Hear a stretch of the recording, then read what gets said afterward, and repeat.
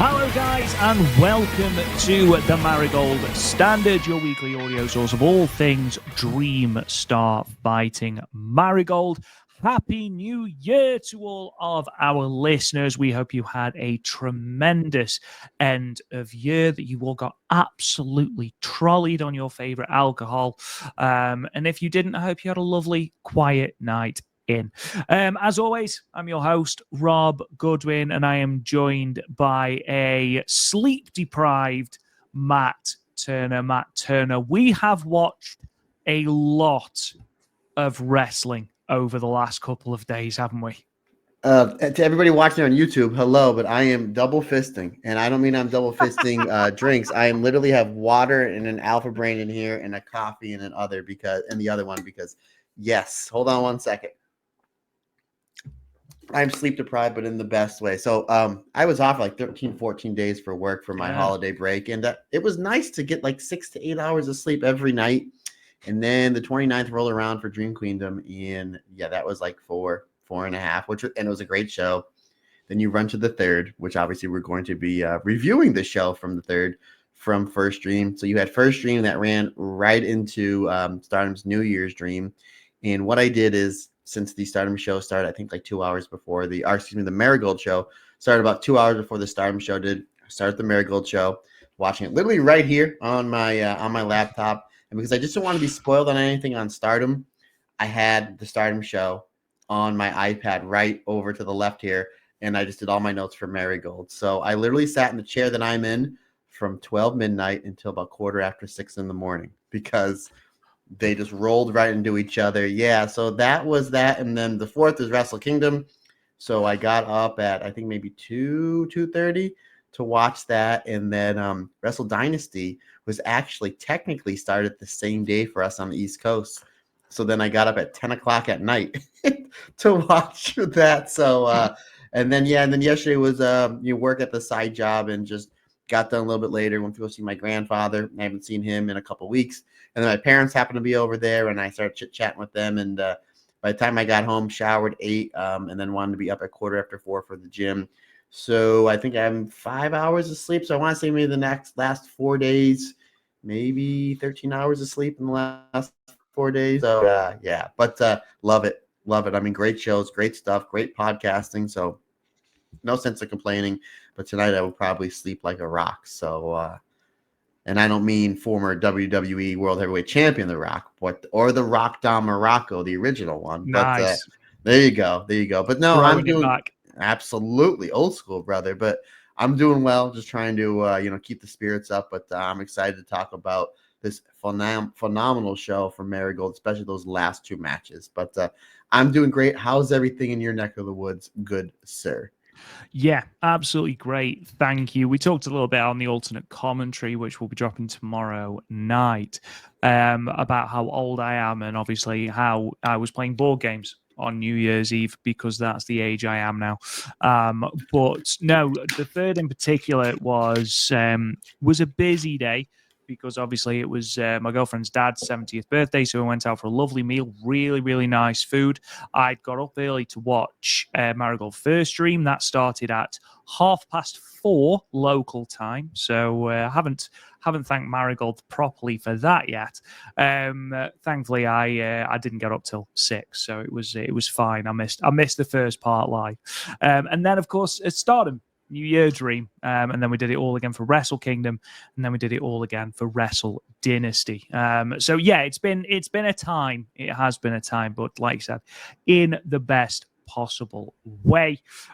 We are going to talk a little bit of Marigold today, which is apt because we're on the Marigold Standard. Obviously, Matt did the last show solo. I apologize. The internet went down in our entire area because of the weather that we've been having, which has continued today. We have actually been snowed in today, which has been great.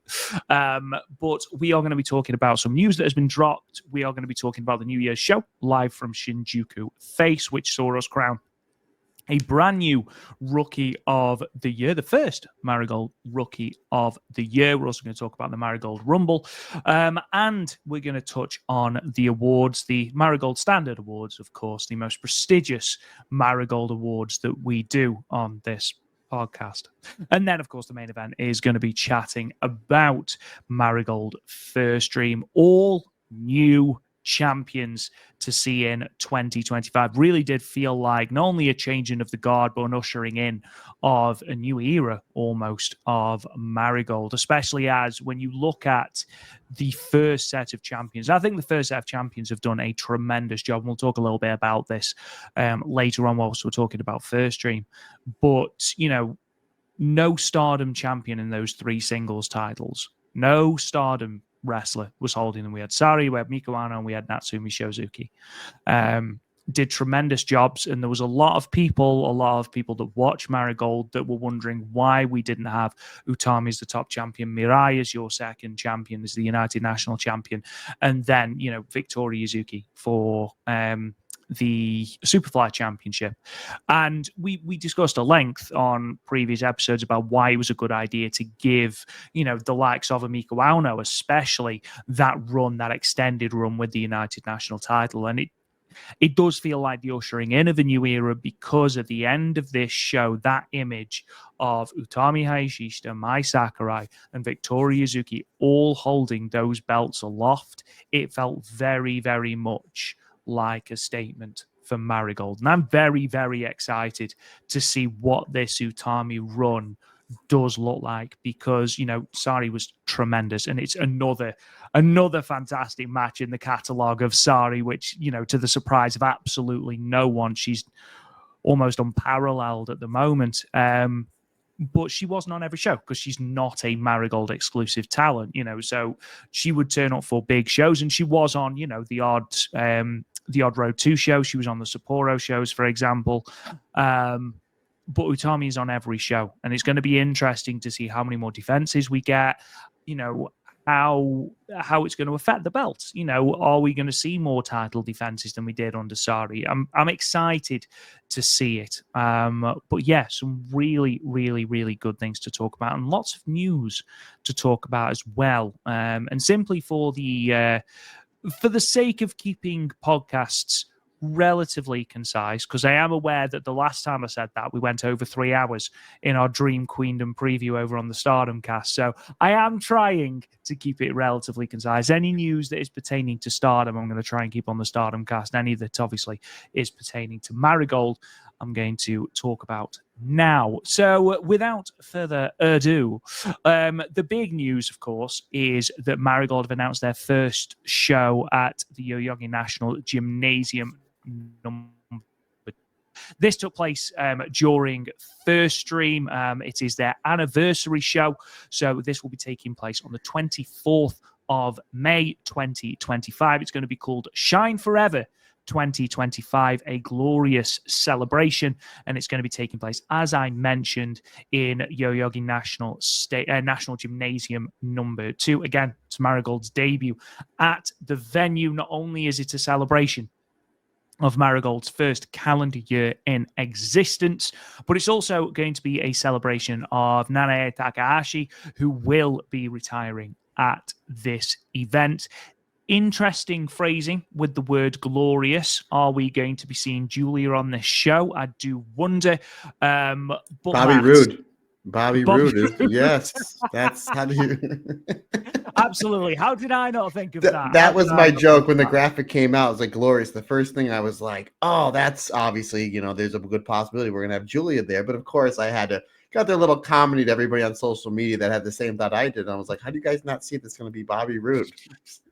Imagine Bobby Roode challenging for the Superfly Championship. But no, this is really good. I assumed that this was going to be at Corrigan Hall, which is obviously where we had Marigold Fields forever. But, you know, the company has been really ambitious. You know, for a company in its first year of existence, you know, it's already run Otaward City Gym. It's already run Ryogoku Kokugikan. And now it is running Yoyogi National Gymnasium number 2, which, by the way, is an absolutely beautiful venue. Stardom have run it a couple of times, and it's a really nice venue. And of course, you know, this is going to be a really, really emotional night.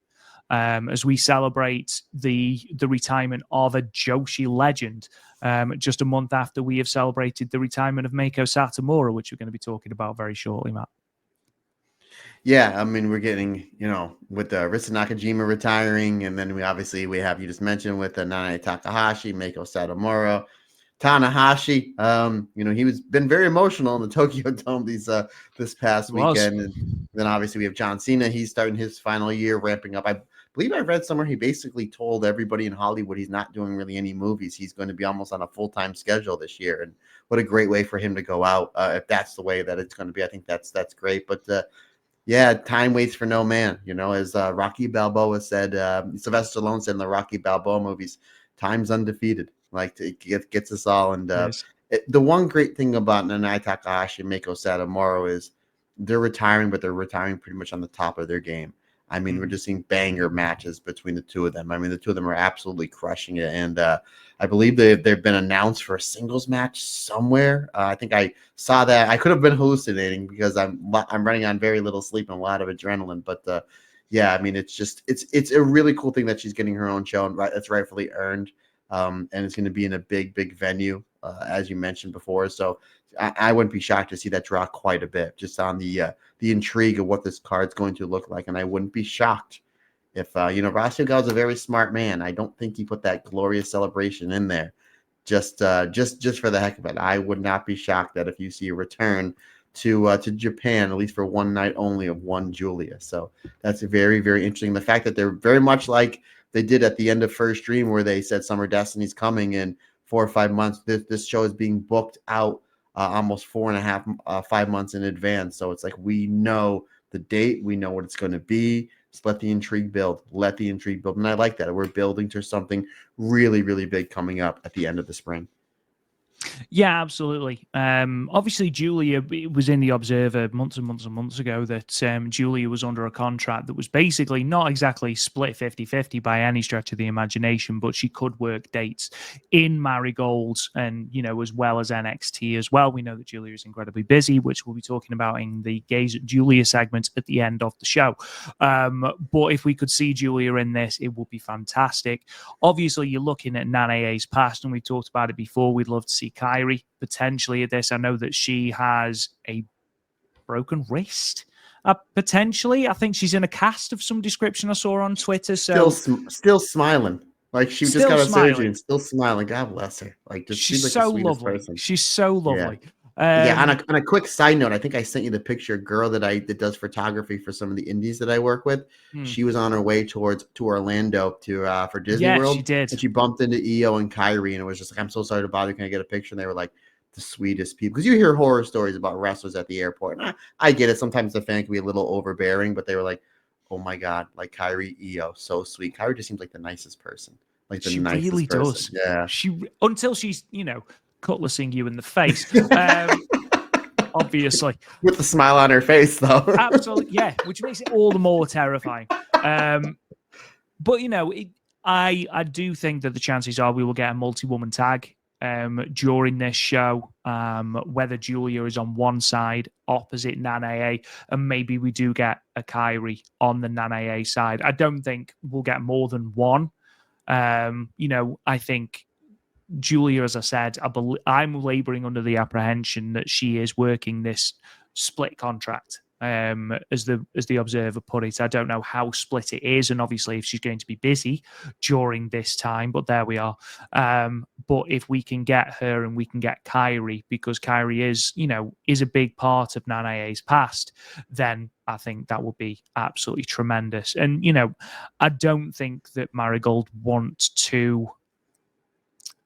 I don't think they want to rely on bringing outside talents in to try and draw big houses. We saw them do it on First Dream, with the exception of Meiko Satomura, there was no big outside talents, and they drew a very good number in Ota Ward's City Gym. And we're going to be talking about that shortly. So, and again, the cost. I know that, we saw all sorts of numbers thrown about how much it cost to bring in EO for that tremendous match in Ryogoku. But, you don't want to be forking that out, every other pay-per-view or whatever. So, if you can cherry pick the pay-per-views, this one, I feel like it's appropriate almost to try and get Kairi in this. Obviously, if Kairi's injured, then obviously you know, you can't do that. But don't just bring in a talent for no reason. I think there is a reason there. Go on. No, I was gonna say, like, obviously she's the hot hand. She'd probably draw more tickets, but like for just us older Stardom fans, Kyrie, like if someone was to ask me if Rossi was the like semi-match, like, Matt, I can bring in like pretty much any former Stardom wrestler Marigold or Stardom wrestler who would it be? You know, that's in WWE. I'm like, it would be Kyrie because it means the most to the Nana lore, like because of the seven Kyrie. Obviously, I think Julie and Io would draw the most amount of tickets because the two of them are white hot right now. Not that Kyrie isn't, but just like Io and Julie are on a completely different level. The majority of the wrestlers in WWE, which is saying something because they're just that WWE machine is just huge. But I would love to see Kyrie. I would love to see Kyrie again because of the whole 7 Kyrie combination. I remember it was either night 1 or night 2 of the 5-star Grand Prix back in 2022 where Kyrie teamed with Nana, and they came out on the bikes, the whole 9. They did the 7 Kyrie elbow. It was great. It was phenomenal. Just really great stuff. So I would love to see, you know, if they can get anybody, I hope it's going to be Kyrie. But again, Rossi put that glorious thing in there for a reason, Rob. As much as I would love to see Bobby Roode challenge Victoria Yuzuki for the Super Flyweight Championship, I think that he put that in there for a reason. So I think we're going to see Julia show up. But if we can get both of them, you know, you can do Nanae and Kyrie versus Julia and Utami, or a Miko or a Sari, or a both. I mean, pick anyone from that roster, really. Mm. I mean, again, I know obviously we're just fantasy booking, we're just spitballing, but again, great job dropping this on a big pay-per-view. They did massive numbers for, you know, it's getting a lot of great buzz, and now we're, you know, this is our next real big show coming up here at the end, you know, at the end of May, and we're celebrating the career of an absolute legend and Nanae Takahashi. It was just really smart booking from Marigold and from Rossi to plant that seed some, you know, 4.5-5 months in advance. Yeah, it's going to be interesting to see what number they bring in, because I'm the reason I was just on the computer is because I was looking at the Stardom stats, and obviously I know that we don't try and compare Stardom and Marigold. I am fully aware of that, but just looking at the numbers in terms of Yoyogi National Stadium, and just because I've got the Stardom stats to hand, they've run the venue 5 times. And they've drawn over 1,000 each time, with the most being 1,919, which they drew to the final night of the Triangle Derby in 2023. Obviously, Saya Kamitani and Hazuki, Starlight Kid and Azumi. That was where they ran Stardom the Conversion this year, where they ran Stardom Sunshine, that phenomenal cage match between Oedetai and Queen's Quest. They also ran the final, I believe, of the Cinderella tournament in 2023 there, and obviously Tokyo Super Wars as well, which was Utami versus Micah 2. So yeah, it's a big venue. I'll be interested to see how they sort of section it off and what number they're aiming for. But I'd be thinking they're aiming for about 1,100 in that venue. Again, we will see. We'll see what the card is going to be. We'll see who is available, obviously, a little bit closer to the time. Moving on then, you already mentioned this, Nanae versus Meiko Satomura. One more time. Fight forever. They will be.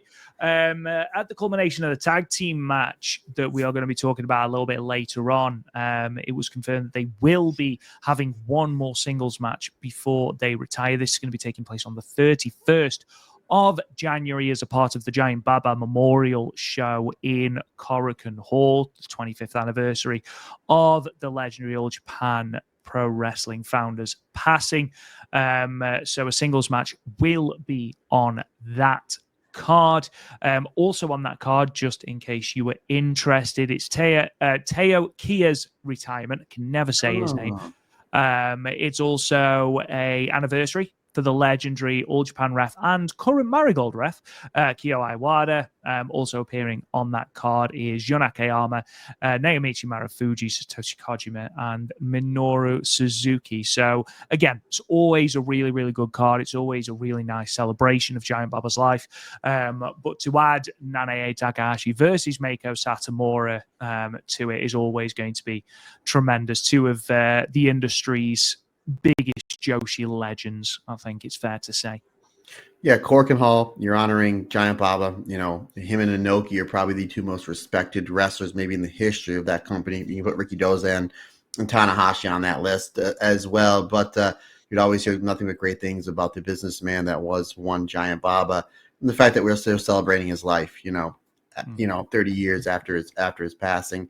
We're doing in Cork and Hall. I hope Kenta Kobashi shows up. I know Toshiaki Kawada, ever since Masawa's passing, is just away from the wrestling business. It's very few and far between. You see anything with Kawada. It was a very big thing when Kawada showed up actually unannounced at Kobashi's retirement match. Got a huge pop from the crowd because it's just like Kawada was just like so done with the wrestling business after Masawa's untimely passing. So really cool card, obviously with Mako and Nanae on there. That's something going to be great.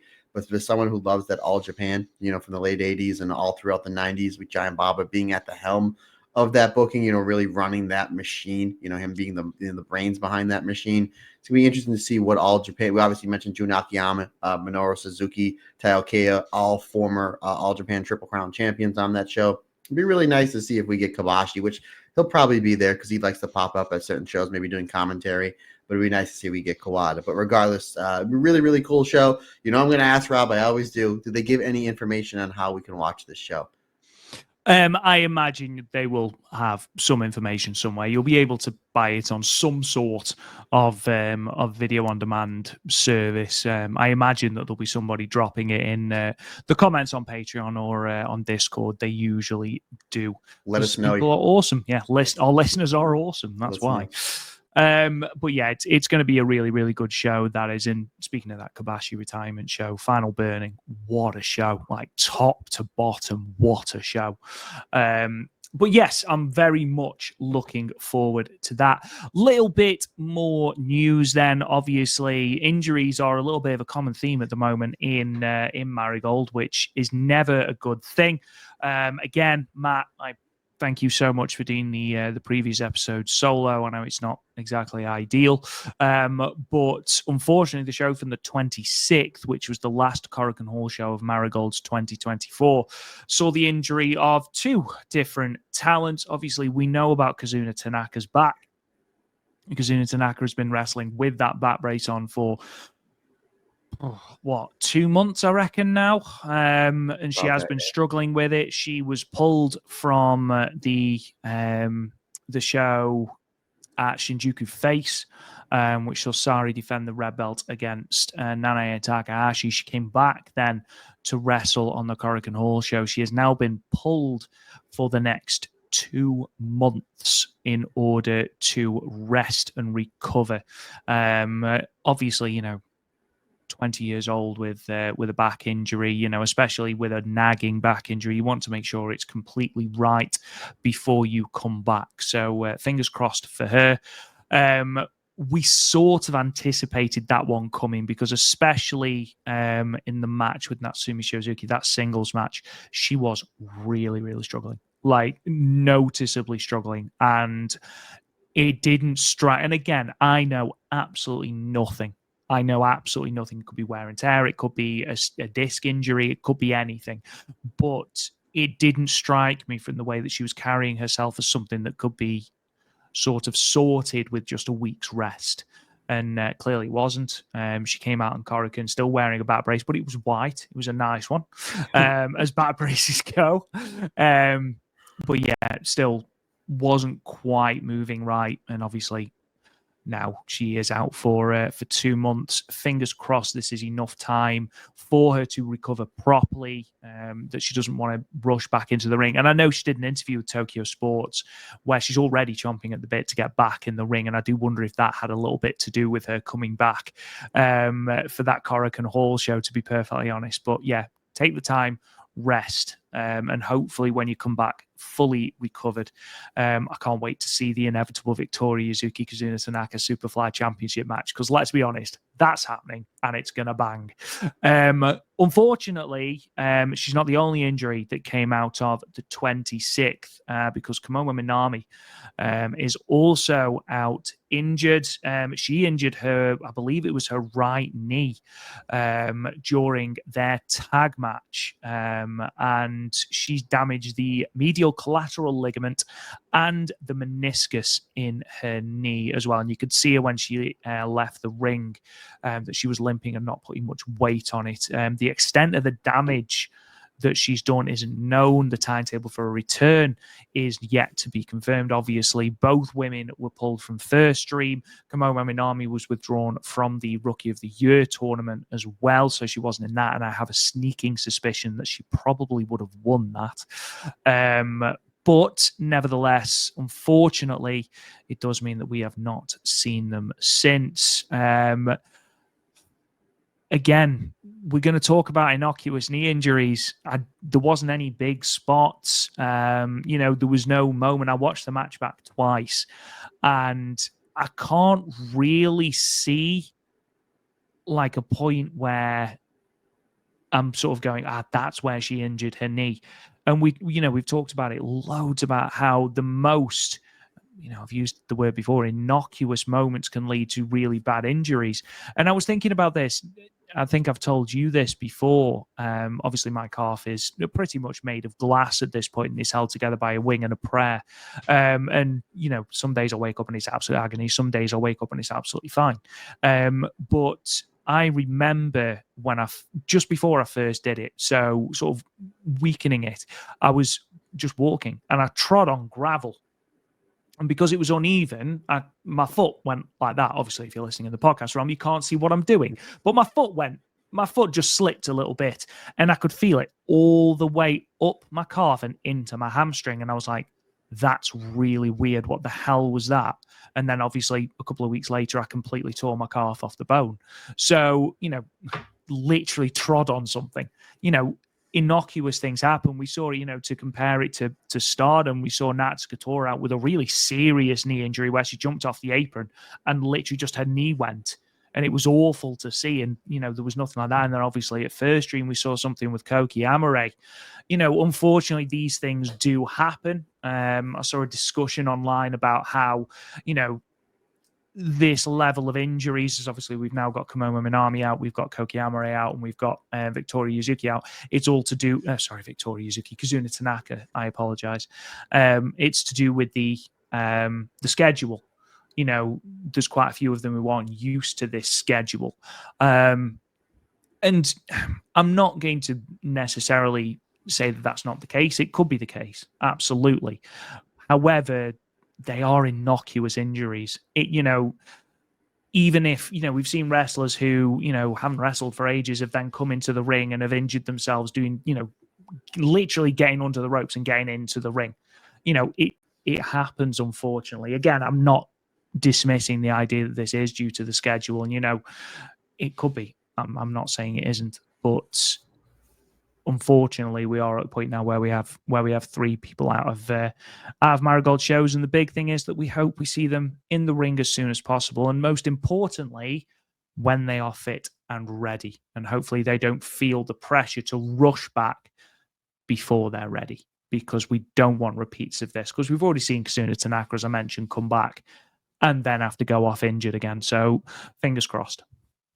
Yeah, last thing you want to do is rushing an injury back. We saw with Kazuna Tanaka. We saw it in about last year. We're in 2025 with Saki Kashima, where she had that heel injury and then she came back and then had to take more time. We see it all the time in sports. Whether it's football, soccer, baseball, basketball, where these athletes want to come back to help their team, help their product out, and they just come back a little bit too early. And then instead of being out 3 weeks, now they're out 3 months. So it's the main thing is just for everybody to come back healthy. And again, Kazuna Tanaka is supposed to be out 2 months.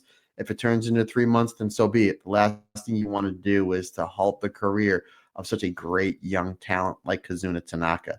But as far as people saying what's the schedule, I know we're pretty much well removed from the days of wrestlers being on the road 300 to 320 days a year. The Marigold wrestlers are wrestling 2 to 3 times a week. And a lot of these shows, not unless they're in a big main event, they're wrestling in tag matches, 6-person or 8-person. So it's not like they're wrestling, back they did in the NWA in the 70s where they're wrestling an hour every night, sometimes twice. It's like, it's not that. It just happens to be some bad luck. And that just happens sometimes. Again, look what happened with Stardom in 2023 from the 5-star pretty much into the end of the year. We had so many injuries. Look at certain sports teams. Again, I mentioned this before with the NFL playoffs are just a few days away. My team, the San Francisco 49ers, who were favored to go to the Super Bowl, didn't even make the playoffs because they had a good majority of their teams, their players injured. Just something that happens. Sometimes you just dealt a bad hand, and it's just Racio Gal was so smart that he knows that when something like this happens, he just has to shuffle the card up. Sometimes it happens last second, and he's just a genius when it comes to that. But the main thing is take them off the road, take them, let them get healed up, not let them get the proper care that they need, and let them come back when they're ready to come back. And don't rush anything, because again, the last thing you want to do is having Kazuna Tanaka to come back and then something happens with her back, and then she's out a year, and then she's out a year and a half, or that she can only wrestle 4 or 5 years, and then she has to call it a career. It's the last thing that you want. Yeah, the main thing that sort of came from this was, especially the girls that have come from Actress, you're going from, wrestling once a week potentially, Ice Ribbon the same, and then to, 2 to 3 times a week. It's certainly an uptake in the amount that you put in your body through. And I do wonder if it's come as a shock to a couple of them. Obviously, we've seen now Ishikawa out a couple of times with injury. We've now obviously seen Koki out with injury, Kazuna Tanaka, Kimomo Minami, but Kimomo Minami is a little bit of a different one because obviously she was a rookie. She's only trained with Marigold and Stardom are the same. Stardom's schedule is worse than Marigold's. And it's certainly an interesting debate to have, whether it is sort of the difference in schedule between Marigold and Actress girls and the likes of Ice Ribbon or someone, companies like that. Maybe not for today, but certainly to look back on. But the main thing to come out of this is obviously we hope that Kazuna Tanaka and Kimomo Minami come back as soon as possible and in full health, and as soon as they're ready to. Moving on then to a little bit more news, and that is the Marigold Standard Awards. Yay! Yes, I agree. I'm sure the entire roster is standing next to their podcatcher of their choosing. They're like, we got these nice awards in Shinjuku. It was nice. It was beautiful. We got pictures taken. We're in all the magazines. That's all great. But what do the phenomenal gentlemen, one reigning from Stoke, one reigning from Old Forge, Pennsylvania, what do they have in store for us for the Marigold, the very first? I mean, we can be doing this in 20 or 30 years, and that would be lovely. However, who are the very first award winners, Rob Goodwin? I guess without further ado, brother, that's why we're here. That's why we're here. Absolutely. Utami Hayashishita was holding that red bell above her head. First dream, her dream of becoming a Marigold champion, and I know that all she was thinking about was, but who has won best match in the Marigold Standard Awards? I think she mentioned it after the tank challenge. I think right after the tank challenge. Mm-hmm. I believe so as well. She's like, this is great, but I cannot wait for the next episode of the Marigold Standard because I want to know who won certain award. I think that I could be wrong. Again, I sleep deprived. You're not wrong. Okay. You're not wrong. Absolutely. It was trending on Twitter. But yes, we were going to briefly call them the Marigold Standard Bearers. We might need to workshop the name slightly. But this sort of came because obviously we do our Stardom Cast Awards every year. But I didn't want to put out 2 polls all at once. I thought that was a bit much. So me and Matt have simply done the Marigold Standard Awards this year based off basically what we think. So next year we will look at opening it up. Because we'll be able to do it, I think, a little bit earlier because Dream Queendom, we have to wait for the Stardom Cast because that's when the match of the year happens 9 times out of 10. Whereas Marigold don't tend, or haven't this year anyway, run a show at the end of the year. So, one that is going to give us a match of the year anyway. So next year, hopefully we will open this up and we'll perhaps put those out before the Stardom Cast Awards. But this year, it's just me and Matt. So plus real quick, Marigold they've only been running 7 months, not a full year. So that's another reason why we did it. So obviously this will be their first full year here in 2025. But any further ado, sir, the anticipation's killing me, my friend. You need a drum roll? That was beautiful, man. That was beautiful. We start with Wrestler of the Year, which is unsurprisingly Fuki. No, it wasn't. It's obvious. Obviously, it's Sari. Obviously, yes, she might not be a full-time member of the roster. Yes, she might not have been on every show, but by God, when she is on the show, does she have banger after banger? Her Dream Star Grand Prix was phenomenal. Her match with Julia was great. The tag match at the Marigold Fields Forever show was great. Her match with Nanae Takahashi was great. Her match with Utami was great. Plus, look at her year. And I know that obviously with the Marigold Standard Awards, we are looking primarily at Marigold, but there's just no way that you can give it to anybody else. She has been untouchable for a reason. She's absolutely tremendous. Everyone she stepped in the ring with, like even in the Dream Star, the match with Kazuna Tanaka, I feel like even sort of giving the rub to sort of talents lower on the card than her, I feel like that as well helps in a Wrestler of the Year standing. That match with Miko Auno that went to the time limit draw and they both just beat the hell out of each other, which is a match that isn't spoken about enough. Sari has done a tremendous amount in the early days of Marigold. And I think she deserves all the accolades in the world. She won the Marigold MVP, and rightly so, and she gets our Wrestler of the Year, Matt. Yeah, I mean, I can't put it any better. I mean, just what a phenomenal year. You know, again, great championship match. The match with Bozilla was great. The two matches with Nanae were great. Her and Miko Ano are no longer champions. Let them just have like a match in Korakuen Hall, because why not? Mm-hmm. Who wouldn't want to see that? You know, great tag matches throughout the year, whether it's under, you know, whether it was under the Sariism brand, the Marigold brand. I mean, she had a great year just in wrestling in general. I'm really excited to see what's going to happen with her in 2025. Moving on then to Match of the Year. This is where we differ a little bit from the Marigold Awards proper, if you will. Obviously, they gave it to Nanae and Sari from the 13th of December in Shinjuku Face, and that was a tremendous match. It really was. The one we've given it to, it very much was a case of 1A and 1B, but we have given it to Utami versus Io Sky, and I think, for me anyway, even though Nanae and Sari was such an incredible match, this had the enormity of an event. This felt like, you know, it felt special, more than just a title match. It felt special. It almost felt like a passing of the torch. You know, even though Io won, and I think we knew she was going to win, we gave it to Utami versus Io, didn't we, Matt? Yeah, I know me and you were kind of texting back and forth on which one we were going to go through. And this was heads you wins, tails you wins.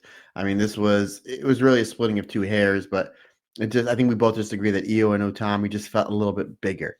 Like it just felt like a little bit bigger because of Utami. We know, even though she's not red belt, well, she is now, but going into that show, she wasn't going to be competing for the red belt. We know that she's the ace of this company. She's going to be the long-term ace of this company. And Io coming back to Japan for the first time since 2018. You've realized 7-8 minutes in this match that, like, this is Io's style. She's just been slowing down her style in NXT and the WWE since 2018, just so the matches have a little bit more substance. Like, she does this Joshi Stardom style as if she never left. And it was like, wow, what a special talent. And Utami really has to up her game, which is saying something, to kind of, you know, be able to go hold for hold and step for step with Io. And Io, I mean, this match has moves you're never going to see Io do in WWE. You know, she hasn't done the tombstone, right? And we understand why. Like, she brings back the tombstone because it was always the tombstone into the moonsault, which is their 1-2 does a top rope reverse Hurricanrana. Probably never going to see that on Monday Night Raw. Could be wrong. No. She takes a top rope German suplex. Again, probably never going to see that in WWE, but makes Utami just look somehow better than she already is. And you're absolutely right. Even though with a loss, Utami knows how to lose. Maybe better than any wrestler in any wrestling company. It's why Utami is so special. I mean, again, we knew that if WWE was, because we had the rumors that once the company started, that Triple H and Rossy Ogawa are going to be working with each other back and forth. And again, us being giant Stardom fans were like, okay, like who's the one wrestler we want to see? Io. Okay, if they bring Io in, who's the one wrestler we want to see Io work? And obviously we would like to see a Julia match. We would like to see a Sari match, but it was always Io and Utami. And when we got that announcement in Cork and Hall that was the match we were getting, and then we go to Sumo Hall, the two of them just an absolute banger. I mean, it felt so special, and the fact that we got that maybe once in a lifetime dream match between these two Joshi queens, still and very much the prime of their careers. I mean, it was a lot of different things had to line up to get that match, and it was truly special. So that's why we picked it just slightly above the phenomenal, epic World of Marigold Championship match between Sari and Nanae Takahashi. Yes, yeah, I completely agree. Unfortunately, for those on YouTube, you will have noticed that my camera, for some strange reason, ordinarily when I attach my phone to become the camera, it charges. Apparently wasn't doing that today, so it's run out of battery. So for the next probably 10, 15 minutes, it's just going to be the avatar, and you're just going to get to see Matt's beautiful face. In the audio realm, doesn't matter because you get to hear both of us anyway. But I will be back on in a moment. Moving on to tag match of the year, which Marigold didn't actually do in their awards. We went for Mirai Saku versus Utami Hayashishita and Koki Amare from the 14th of November. I don't really feel like this needs much explanation, Matt. It was a tremendous tag team match. The only difference that I maybe would have gone for, I think the only other one that I sort of thought immediately jumped out, there was two, was maybe the main event of the 26th, the preview tag for First Dream, or the match, the main event from Marigold Fields Forever as well, Yeah. I think. Oh, I'm sorry. Yeah, but no, you're absolutely right. I mean, again, it's another one where it's just like it's subjective. You can like what you like, and all three. There's no wrong answers. All three of them were really good. But this is one that when I saw, because I didn't watch this show live, I think it was like on Thursday or Tuesday or something like that. When I saw that it went to a 30-minute time limit draw, I was like, "Ooh, that's going to be interesting," because we know that obviously Utami can go. We know that Mirai can go. Mai Sakurai was just really getting there. But what about the young Koki Amare and the way this match was built? And it was structured in the psychology and the way they took the crowd. I mean, to me, this was not only the best tag match in Marigold, but one of the best tag matches in all of wrestling, which is saying something because last year we had a lot of great tag matches, especially on the Joshi scene between Stardom, obviously Marigold, and of course Sariism and Sendai Girls and Tokyo Joshi Pro as well. But this was one of the best ones all year. Again, those other two matches you talked about, the phenomenal matches. They all took place in Cork and Hall. So Cork and Hall seems to be getting all the special tag matches from Marigold, which is just great. But yeah, this one was just really blew me away just by how terrific it was. The fact that I knew after this match that Mai Sakurai has arrived as a main eventer and Koki Amare is right there. I mean, this was a really big proving ground match for one young Koki Amare. She hit it absolutely out of the park to be able to hang with the great talent that she was in the ring with for this one. Completely agree. Speaking of Koki Amare, most improved wrestler of the year, there was actually quite a few people we could have gone through for this, and that is testament to Marigold, really. I feel like Mai Sakurai, especially the Dream Star Grand Prix she's up in the title picture. She's having incredible matches. And again, when you consider where she was at the start of the year as a part of the Stardom roster, I feel like she more than could have been on here. You also had Komomo Minami. You also had Naomi Ishikawa, all of whom have improved massively. But for me, at least, there is nobody on this roster who has improved more than Koki Amare. And that is simply because if you look at where she was when she debuted and where she is now as a legitimate star of this company, obviously we don't know in terms of metrics, in terms of drawing and things like that, but the way she is carrying herself, the way she is structuring matches, the way that she's positioned by the company as well, I feel like she has improved massively from the moment she stepped foot in Marigold on the 20th of May to where we are now in the 6th of January. She has improved tremendously. You know, you look at, we talked maybe about 3 months ago about some of the attendance numbers in Marigold. They weren't actually like the best. And we're like, yeah, you know, the Roster knows how to build talent. They'll build the talent around Utami Hayashishita, but somebody's got to get hot. And then Koki Amare starts getting some steam behind her. Is having really good matches, is getting like a bigger reaction every time she comes out to every show. Then she wins the GHC Women's Championship, the NOAH Women's Championship, and then it puts her in a different light. They present her as a bigger star. Then all of a sudden, almost overnight, you all of a sudden see the houses starting to come up again. And again, we're going to talk about this massive house that they drew here for Oda Ward City, and obviously a lot of it was on the back of Utami and Sari. Obviously, that was a dream match that we were actually getting.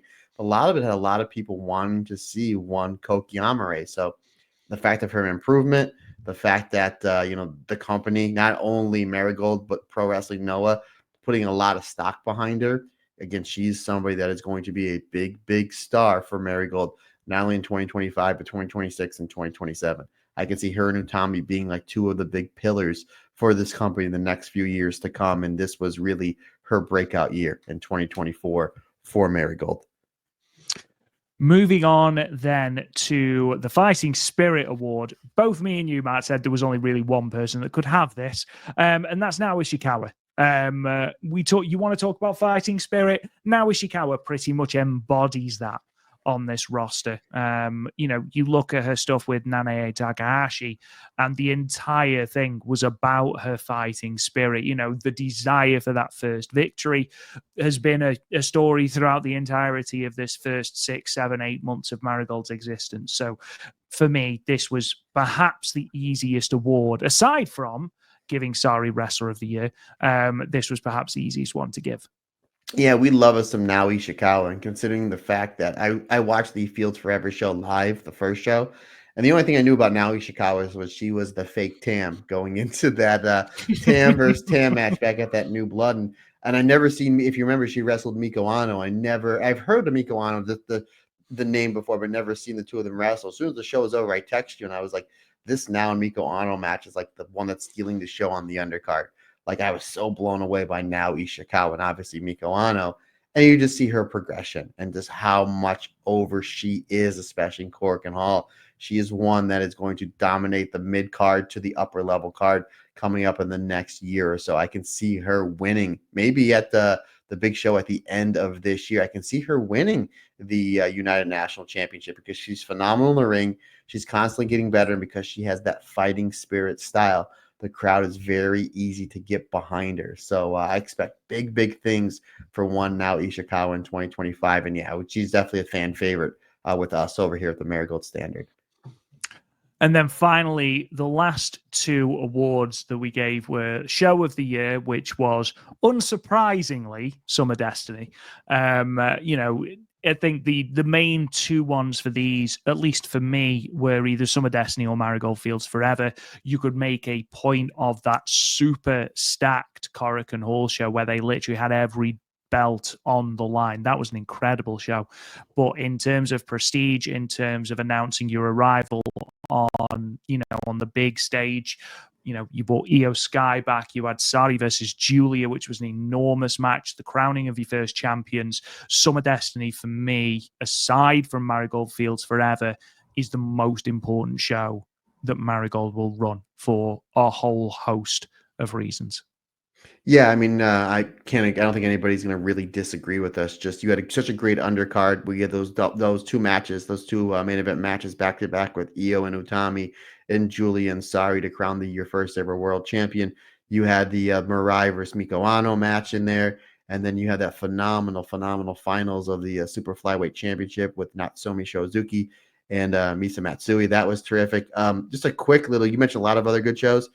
An honorable mention for me, the finals of the Dream Star. That was great. Maybe my top 10 or 15, probably maybe my top 15 or 20 favorite wrestling shows in any company. That was a great show. So a lot of really good shows from Marigold in their first year. They really hit a lot of home runs, especially in Korakuen Hall. But yeah, Summer Destiny for a million reasons was far and away our show of the year. And then finally, our moment of the year. Again, there was quite a few moments that we could have picked from. Of course, that big one being Marigold comes onto the scene. Of course, that could have been number one. But again, Io Sky returning to Japan for the first time since 2018, and for it not to happen in a Stardom ring, I can't quite articulate just how huge that really is. So yeah, that was our moment of the year, and that was another one we agreed on pretty much straight away, Matt, wasn't it? Really? Yeah, I mean, it was a huge deal, especially me being the giant Queen's Quest fan that I am, considering the fact that EO started Queen's Quest and was the first leader, and Utami was the leader for quite some time. They brought back the Queen's Quest mask in that, which obviously we'll talk about with Utami coming back with the Queen's Quest. I like how she breaks it out for the big matches. It just makes it feel more important before the bell even rings. So I thought that was a really cool thing that added on to that. But yeah, with EO coming back, I mean, we were teased back in 2022 when her contract was up that she's probably coming back to Stardom, and then they realized we have a great talent here we're not doing anything with. Let's put her on the main roster and let her connect with the audience. And they've just been drawing a whole bunch of money with EO over the last 2 years. But considering the fact it's like the hottest that she's ever been, it'd be one thing if she was kind of just in the mid card and they weren't doing anything with it and like, yeah, you can go. But considering the fact that she was just coming off a WrestleMania championship match in the co-main event of WrestleMania Night 2. So the fact that it's probably the hottest she's ever been as far as a worldwide talent, and we get her in the ring with one of the best wrestlers in the world, in Utami, that was a big deal. Big. You would have told me a year ago this was happening, I would have said, yeah, I'm in a fever dream. But man, it was amazing, absolutely amazing for Io to come back for that match. And obviously, we know that, the entirety of the Marigold roster is going to be listening intently to these awards and is going to be very interested in what we have to say. Not. Anyway, moving on, let's start talking about some shows. We're just going to whip through this end of year show first. Marigold did a New Year countdown show, 31st of December. It was live from Shinjuku Face on Wrestle Universe. The attendance wasn't announced. Obviously, they ran through their end of year awards, which Matt went through last week. But also, we had the Rookie of the Year tournament and a Marigold Rumble as well. The Rookie of the Year tournament, as I mentioned earlier, was initially supposed to have Nagisa Takibana, Manami Yuki, Naho Yamada, Ryoko Sakamura, and Kimomo Minami, but for obvious reasons, Kimomo Minami was pulled, meaning that the tournament was a straight 4-person elimination. The results were as follows. Minami Yuki eliminated Nagisa Takibana in the first round with her front face lock in 5 minutes and 13 seconds. In the second first round match, Naho Yamada eliminated Ryoko Sakimura with the reverse facebuster in 7 minutes. And then in the Rookie of the Year tournament final, Minami Yuki defeated Naho Yamada with a wrist clutch backdrop in 5 minutes and 22 seconds. We'll talk about the Marigold Rumble in a moment, Matt. But this tournament, obviously, no matches going above 7 minutes. We've seen a lot now, or we've seen far more now, should I say, of Nagisa Takibana and Ryoko Sakimura. What are your thoughts on them, having seen them obviously here at Korakuen Hall and then in the New Year Dream Rumble as well? It's tough to get a really grasp on rookie wrestlers when you've only seen them wrestle just 3 matches. Well, the New Year, the Rumble, it's really not a match. So really, they've only wrestled 2 matches from what I've seen. But they have presence, especially Nagisa Takabana. She's got really good presence, like somebody that, again, we've seen. You have these veterans. You have your main eventers, your Utamis, your Mirais, your Miko Anos. Now you got your Koki Amares, and you're mixing in a lot of this other talent like Vittoria Izuki, who was a rookie, is now somebody that clearly they're putting a lot of stock behind. Again, we'll talk about her big win. Obviously, when Kazuna Tanaka comes back, she's going to be somebody propped up in the middle of the mid card. We have all these great rookies, like right out the chute with Manami Yuki. I know Naho Yamada is not technically a rookie, but technically a rookie. Again, we're splitting hairs. She's terrific, and she's got great presence. I'm a huge fan of her. But the other 2 rookies, Satomura and Takabana, again, the fact they've only had 2 matches in Marigold, not the Rumble, I think they're really good. And again, that you have all this young talent, and I made mention before.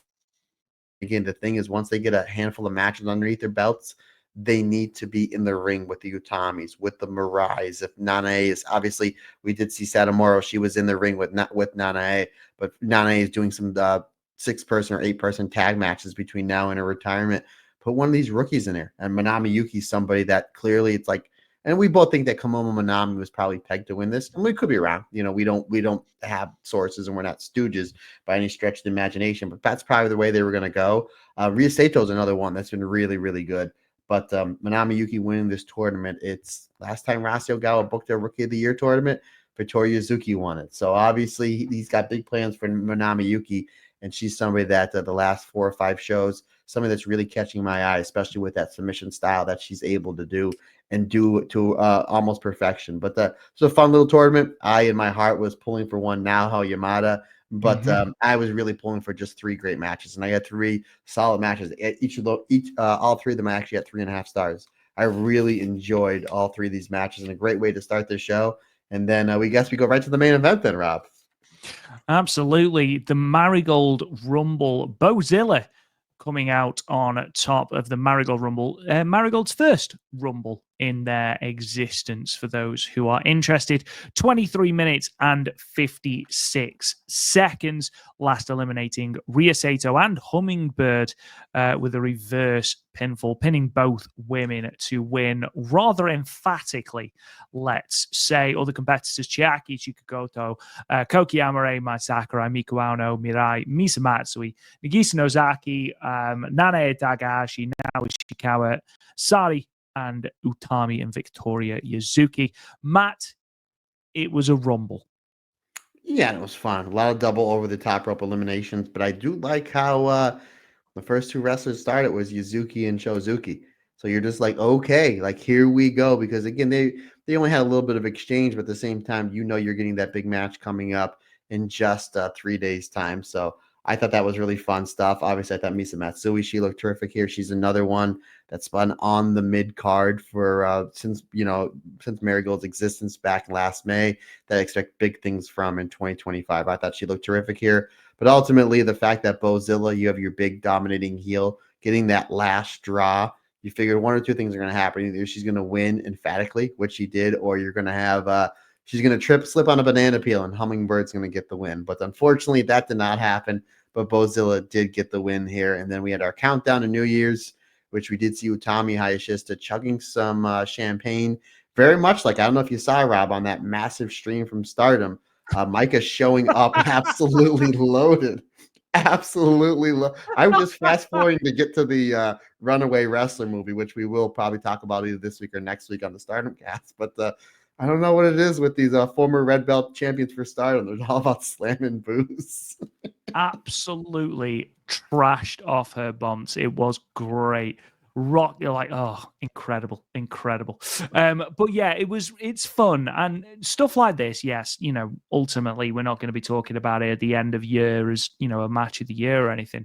But something that I do really like about these, especially about the countdown to New Year's, is how together the roster is. That always sort of comes through in these types of things. And you mentioned obviously the huge stream for Runaway Wrestler, where you had the different factions in Stardom, and obviously they were together, and you get a sense of the friendship and the kinship backstage. And that's why I like the digest videos that go on the Marigold YouTube channel after each of the shows, which I do endeavor to put on our show reviews on the website. So if you are missing any, go and check them out, because they are on that page. But it gives an indication of what people are like backstage and the friendships and things like that. So that's always fun to watch.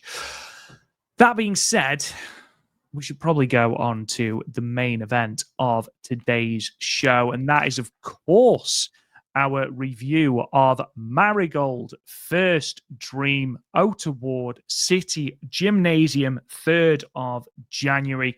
Marigold's first big show of 2025. All the titles on the line. Attendance 1,830 people. A couple of things to note about this. This makes the show the 2nd highest attendance in Marigold's history, obviously just behind Summer Destiny. And though it's not as high as the 2 shows run there by All Japan and New Japan in 2024, but it was interesting that the attendance is higher than all 4 Stardom shows run at Outer Ward in 2023, including the opening night of the 5-Star Grand Prix and Flashing Champions 2023 as well. So a couple of interesting points there.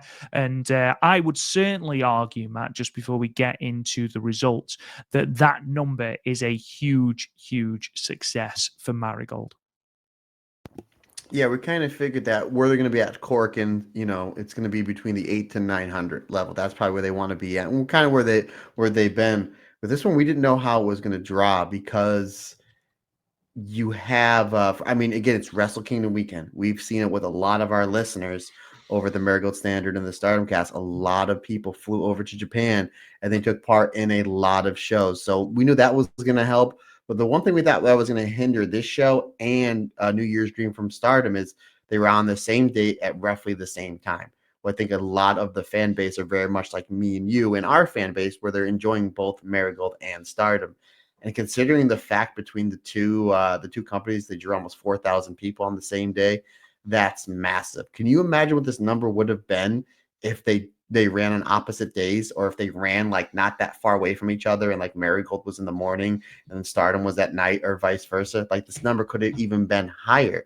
But I thought this would have done maybe 800-900. The fact that it did 1,000 more than I thought it was going to do is just a testament to the booking of Rossi. It's a testament that they took advantage of Wrestle Kingdom weekend, and we saw a lot of major numbers. Tokyo Joshi Pro, I think, did 12 or 1,300 in Cork and Hall on January the 4th, right before 1,400.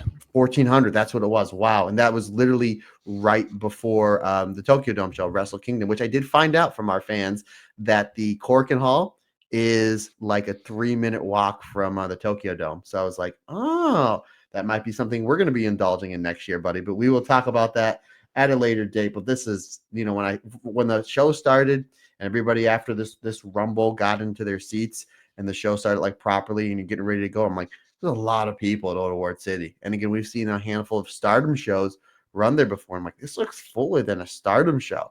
And then you get the numbers a couple hours after the show ended that they did 1,800 in here. I mean, that's a huge, huge number. And hopefully they can retain some of that. Again, a lot of the fan base did come in from overseas for Wrestle Kingdom weekend. At the same time, there's probably a lot of local people there that were like, I want to see, I want to see this Marigold, or the fact that they had the opportunity to, or the fact that this was, you had, two legends still that could still go with Meiko Satomura and Nanae retiring in a few months. The fact that they're on opposite ends of each other, or the fact that you have a big star in Utami, big star in Sari, perfectly built match between the two of them. You add that in, and this was just a recipe for them to make money and draw tickets, and they sure did.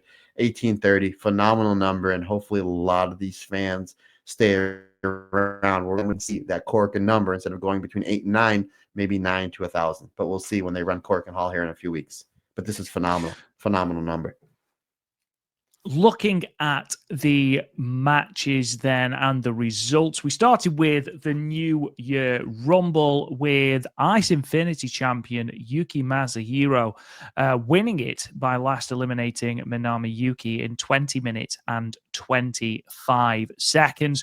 Also in that Rumble, Nagisa Takibana, Hummingbird, Ria Sato, Nightshade making her debut, Naho Yamada, Flying Penguin, Misa Matsui, Ryoko Sakamura, Momoka Hanazono making her second appearance in a Marigold ring, which was nice to see her. Riara and Hamuka Hoshi all in the New Year Rumble. Singles match then, Mirai defeated Seri Yamaoka with the Lariat in 17 minutes and 52 seconds. There is a caveat to that. Of course, the original match ended in a 15-minute time limit draw, but was extended into overtime at the behest of Yamaoka. The Marigold Superfly Championship match, Victoria Yuzuki defeated Natsumi Shozuki with the moonsault in 13 minutes and 41 seconds to become the second Marigold Superfly champion, ending Natsumi Shozuki's reign at 174 days and stopping her at 4 successful title defenses. The Marigold Twin Star Championships also then changed hands. Bozilla and Tank, the Iron Lady, defeated the Dark Wolf Army of Chiaki and Nagisa Nozaki. Bozilla pinning Chiaki with a high angle powerbomb in 7 minutes and 10 seconds. Bozilla and Tank becoming the third Twin Star champions, stopping Dark Wolf Army at just 21 days. We then had a tag team match. The Passion Sisters, Nanae Takahashi and now Ishikawa, defeated Meiko Satomura and Yuna, with Nanae pinning Yuna with the Queen Bee Bomb in 16 minutes and 46 seconds. GHC Women's Championship match. The champion Koki Amare retained against Chika Goto, pinning Go Chika with the Amethyst Butterfly in 8 minutes and 21 seconds. Obviously, that has a huge caveat to it as well, which we'll talk about when we get there. Marigold United National Championship match. Mai Sakurai defeated Mika Wano with the STF in 25 minutes and 17 seconds to become the second Marigold United National Champion. Again, ending Mika Wano's reign at 174 days and ending her reign with 3 successful title defenses. And then in your main event, the Marigold World Championship match, the Dream Star Grand Prix winner Utami Hayashishita defeated Sari, the champion, with a spinning BT bomb in 22 minutes and 23 seconds. Again, ending that reign at 174 days with just 2 successful title defenses from Sari. So, Matt, let's talk about these matches then. And we're going to start with the New Year Rumble. It was an interesting Rumble.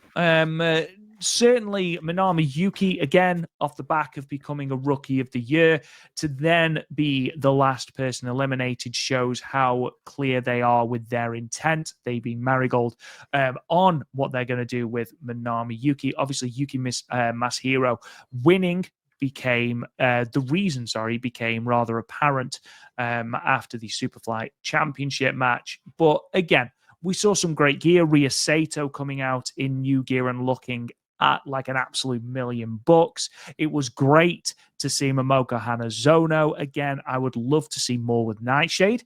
I think she would be a really, really good fit on this roster. Riara got a little bit of a spotlight and she will be on more cards going forward. But what was your thought on the entire Rumble itself?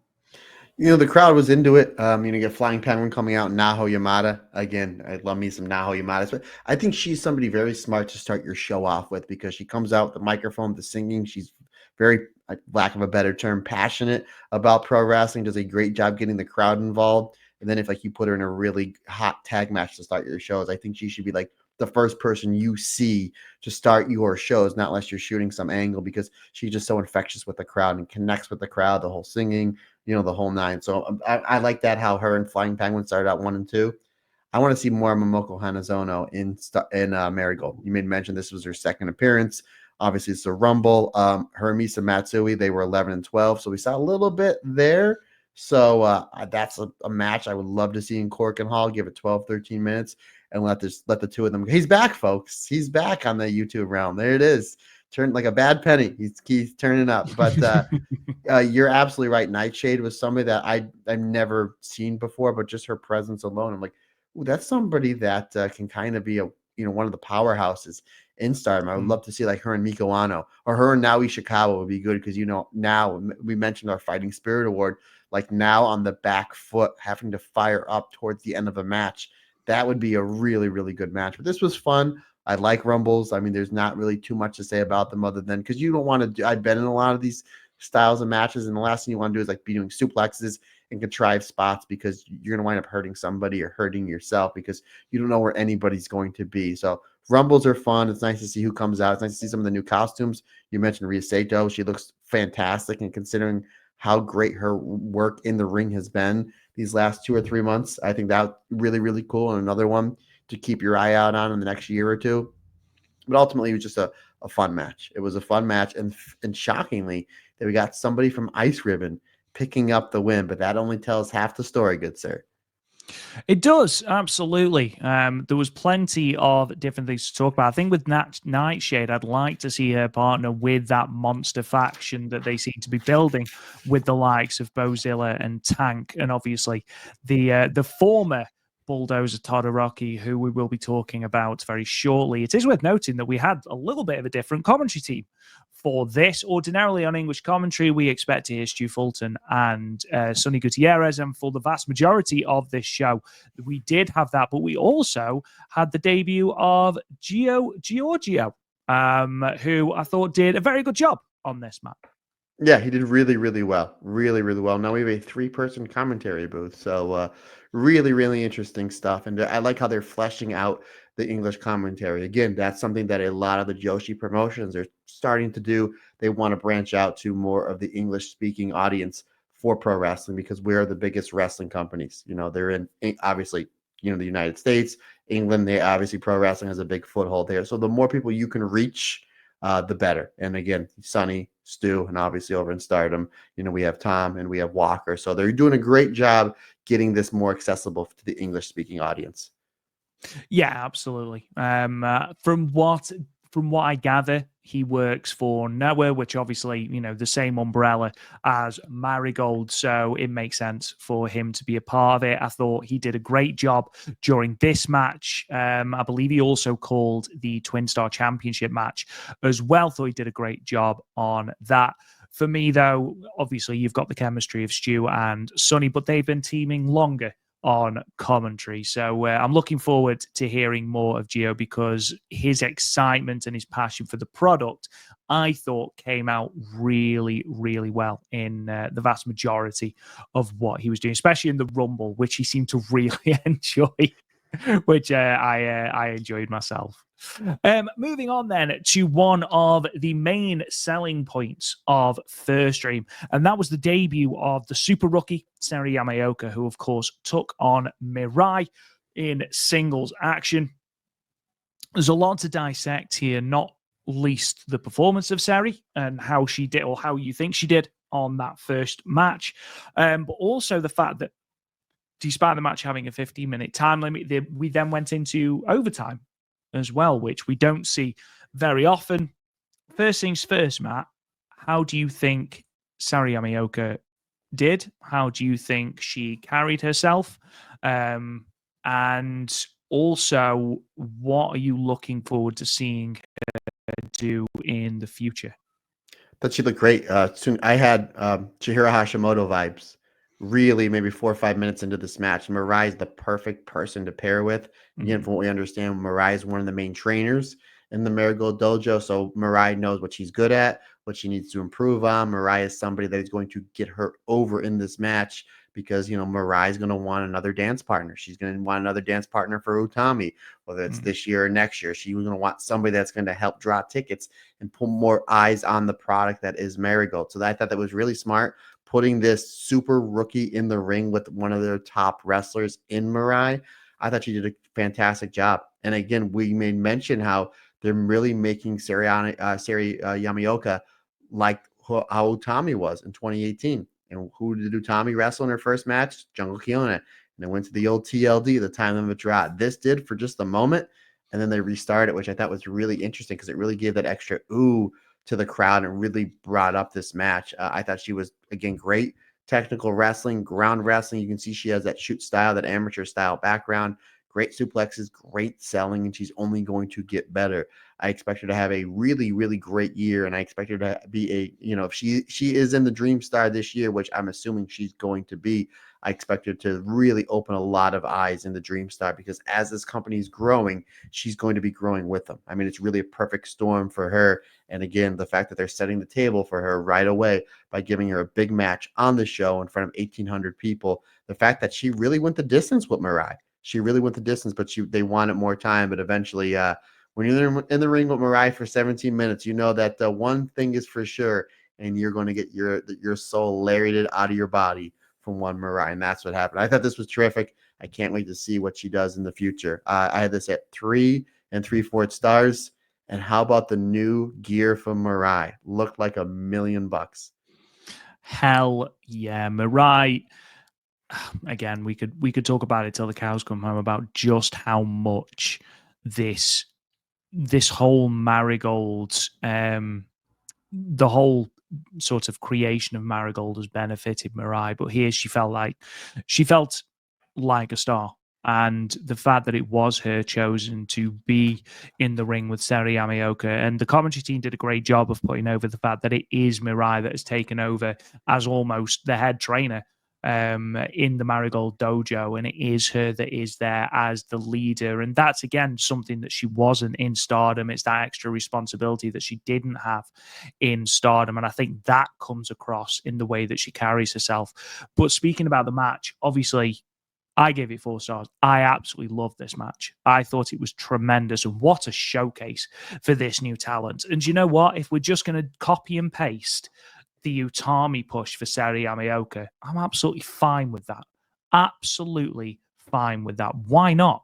She's a 1 in 100 talent, so why not do it? You're not going to have another rookie like Seri Yamaoka debut in the next 5 years, are you? Someone who's got a natural ability like Seri Yamaoka, because even Victoria Yuzuki, who is a very, very, very good wrestler, is not. She wasn't as good when she debuted as Seri Yamaoka was here. And I know that the match played to her strengths. Of course it did. Okay. She's an amateur wrestler. Therefore, there was a lot of amateur wrestling, a lot of grappling, a lot of suplexes, a lot of takedowns, things like that. And I know that that's not for everyone. I completely understand that. But obviously, you know, if you have a debutante and you're Mirai, you're obviously going to structure a match that plays to her strengths.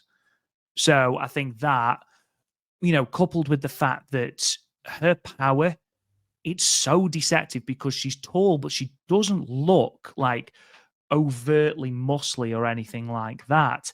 And yet she's able to toss Mirai around. Mirai's not small, able to toss her around like absolutely nothing. It really was a fantastic display from her. Really, really passionate post-match as well. It's clear that Marigold are very, very high on Seri Yamaoka, and rightly so. Rightly so. My question to you is, obviously, Nanae Takahashi is retiring. She won't be in the 2025 Dreamstar Grand Prix. Assuming that Seri Yamaoka takes that place, obviously, the chances are we won't see Nori in this year's tournament either. So that's another potential spot that opens up as well.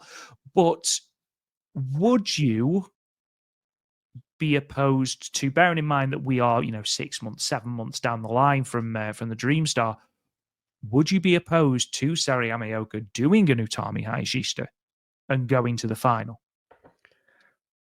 If it makes sense. I mean, if it made sense for Utami in 2018, and that worked out really well for them. And the fact that Rossi's still benefiting that, from that, it was like, he saw something in Utami that maybe they didn't see just right then and there.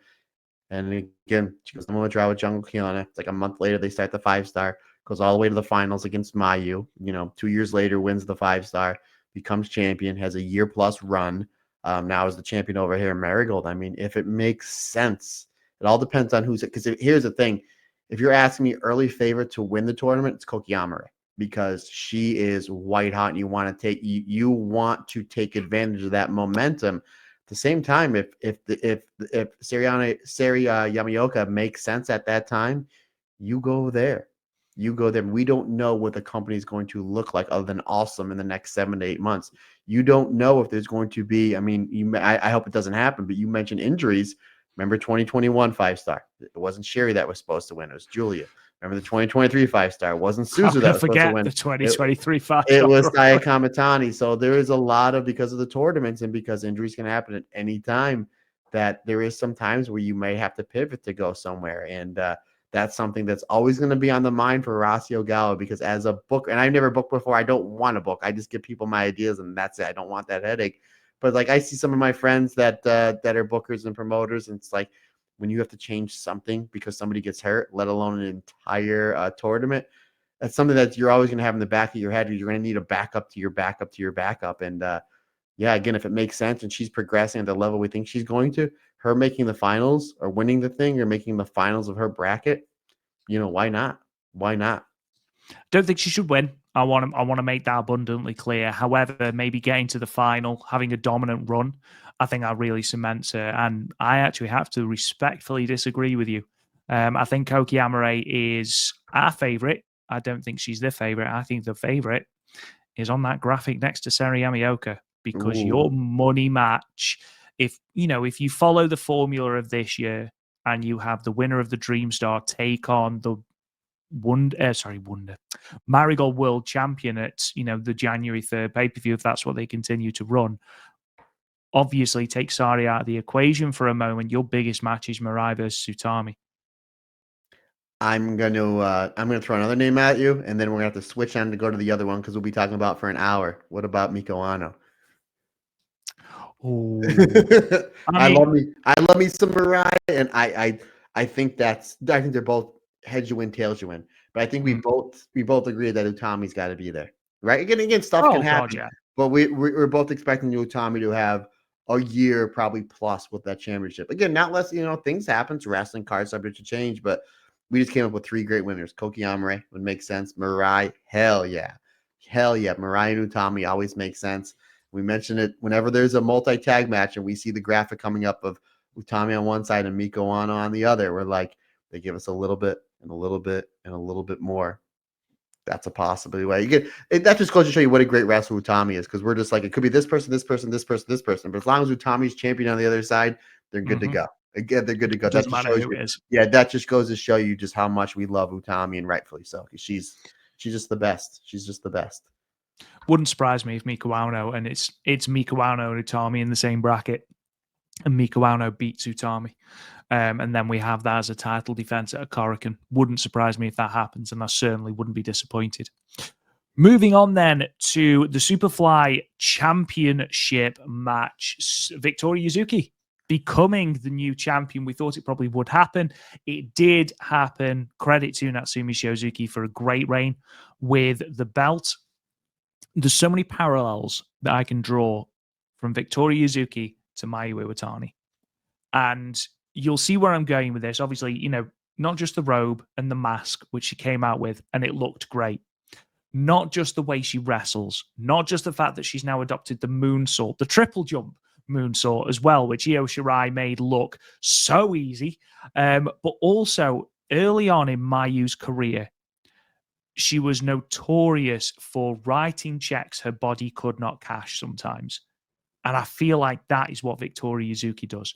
She's so full of ideas and she's so full of passion that she will attempt some things that she's not quite able to do. Now, that is not a knock on her at all. That's optimism and that courage to try new things is what makes her such a special talent. It was what I used to say about Saya Kamatani when Saya Kamatani was bringing out all these different moves, padding out her arsenal. And Victoria Yuzuki is a special talent. She absolutely is. Here, there was a couple of moments that were a bit sticky. However, the fact that they were both able to rescue that and the rest of the match was absolutely great, I don't necessarily have a problem with it. And again, I think there are so many parallels. Even through super kicks, she throws them exactly like Mayu does. And if she is taking inspiration from Mayu Iwatani, I think she's going to be all right. As long as she turns up at the right venue, of course. Rob, you would almost think that Victoria Yuzuki was in Stardom for a few months and she was in that Stars faction. You would almost it's think weird, that, isn't it? It's odd. That's really good parallel. But no, I kind of wanted the one little negative thing out of the way, and you touched upon it. I think Victoria, we've got a little clunky, right? And credit to not only Victoria Yuzuki, but especially Natsumi Shiozuki, able to be slow it down a little, slow it down. And we made mention before we hit the record button that this was a great match. Victoria Yuzuki, and again, she's very young into her career. These are these small little mistakes that she can clear up really, really easy, because we've seen it in a handful of matches. It's almost like she runs so fast that she almost trips over herself. It's like driving your car so fast that you go past the red light. It's just like, slow it down a little. Slow it down, take time to breathe. And it happened a couple of times in here, and even for the finish. And you're absolutely right. She goes that the super crazy Io Shirai triple jump moonsault, where she goes one moonsault to the other. And she was going so fast that she wound up slipping. Thank God she was able to recover and then go to the finish. But this is awesome that she's just going to have to just slow it down, especially with Mariah in that dojo, especially Utami as your champion, somebody that can slow down the pace to make things make sense and connect better with the audience. Something she's going to probably pick up in a week or two. She already picked it up. It's a really great match. like how we started out with some technical wrestling. Then we got the super fly, high speed style wrestling. Then it spilled to the outside. And once it went to the outside, we knew it was going to happen. It's a big match, championship match. Natsumi Shozuki's in there. You get that running 1,000 miles per hour Samato on the outside, which is just absolutely brutal. That happened like the first few minutes of the match. Really good stuff back and forth. And Victoria Yuzuki almost starts like outspeeding Natsumi Shozuki. Like almost is like, you're the champion of this division, but I can do this style better than you. And then Natsumi has to use her submission skills to slow down Victoria Yuzuki, which I like that. She does the octopus and then transitions the octopus into the armbar. I thought that was terrific. Obviously, we're huge fans of Natsumi Shozuki. And if this is your first time with the Marigold Standard, there's an interview out with Natsumi Shozuki that one me and Mr. Rob Goodwin did, and that is on your feed. But really good stuff. I didn't know which way this was going to go. I did have Natsumi retaining in my pre-show match, knowing that Kazuna Tanaka's out for 2 months. This probably gives Victoria Yuzuki something to do the next 2 or 3 months while she's waiting for her tag partner to come back. Because again, in my opinion, Yuzuki and Tanaka are the best tag team in Marigold. So yeah, excellent stuff here. Get the rolling arrow for a 2.999 count, which a lot of people bid on, and the commentary, especially Sonny, really put that up. They really bit for it, which is added to the drama from this match. If you're watching this on pay-per-view, which I did. Excellent stuff there. Yuzuki then goes for a cross-arm German for a 2 count, and then she goes for a tiger suplex. That gets blocked. Eventually, though, she hits the standing moonsault. Then she hits a moonsault from the first rope, the second rope, hits the one from the third rope. Excellent stuff there. These two are just two special talents, especially the fact that Victoria Yuzuki's like, like 19 or 20. I had this at 4 stars. And I'm really interested to see now what happens when Natsumi Shozuki, because she kind of very much like a Natsupoi and Azumi and a Starlight Kid have kind of maybe outgrown this division.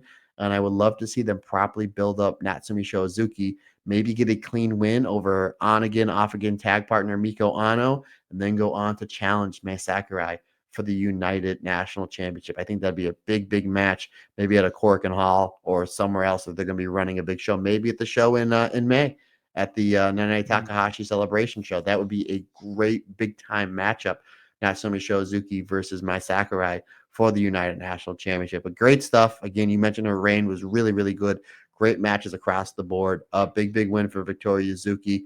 Again, 4 stars, terrific stuff.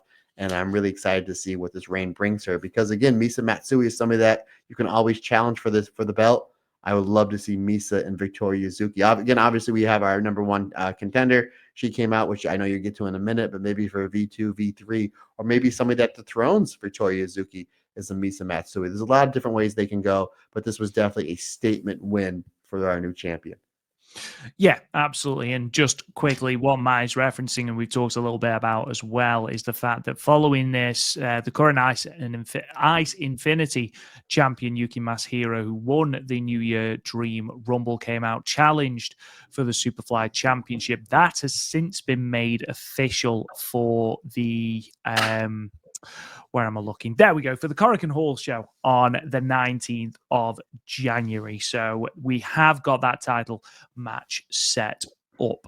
The thing is with Natsumi Shozuki, and what you can do is, in the same regard as you mentioned with Natsupoi, is you can plug her in anywhere and she's going to do a great job, whether that is a red belt shot down the line, whether that is another white belt shot down the line, or whether you plug her into the tag division. It doesn't matter, because you know what you're going to get with Natsumi Shozuki. She is solid. She is someone who is going to give you a great match. She's someone who is going to be able to, she's the glue that sticks a match together. And again, yes, Yuzuki maybe tried a bit too much in this match, but ultimately the fact that she was able to recover, the fact that she was able to sort of just instantly shake it off and continue with the match, I think really does speak to her mental capability. And the fact, the fact that she's able to do that at such a young age really does speak volumes as to how good she really is.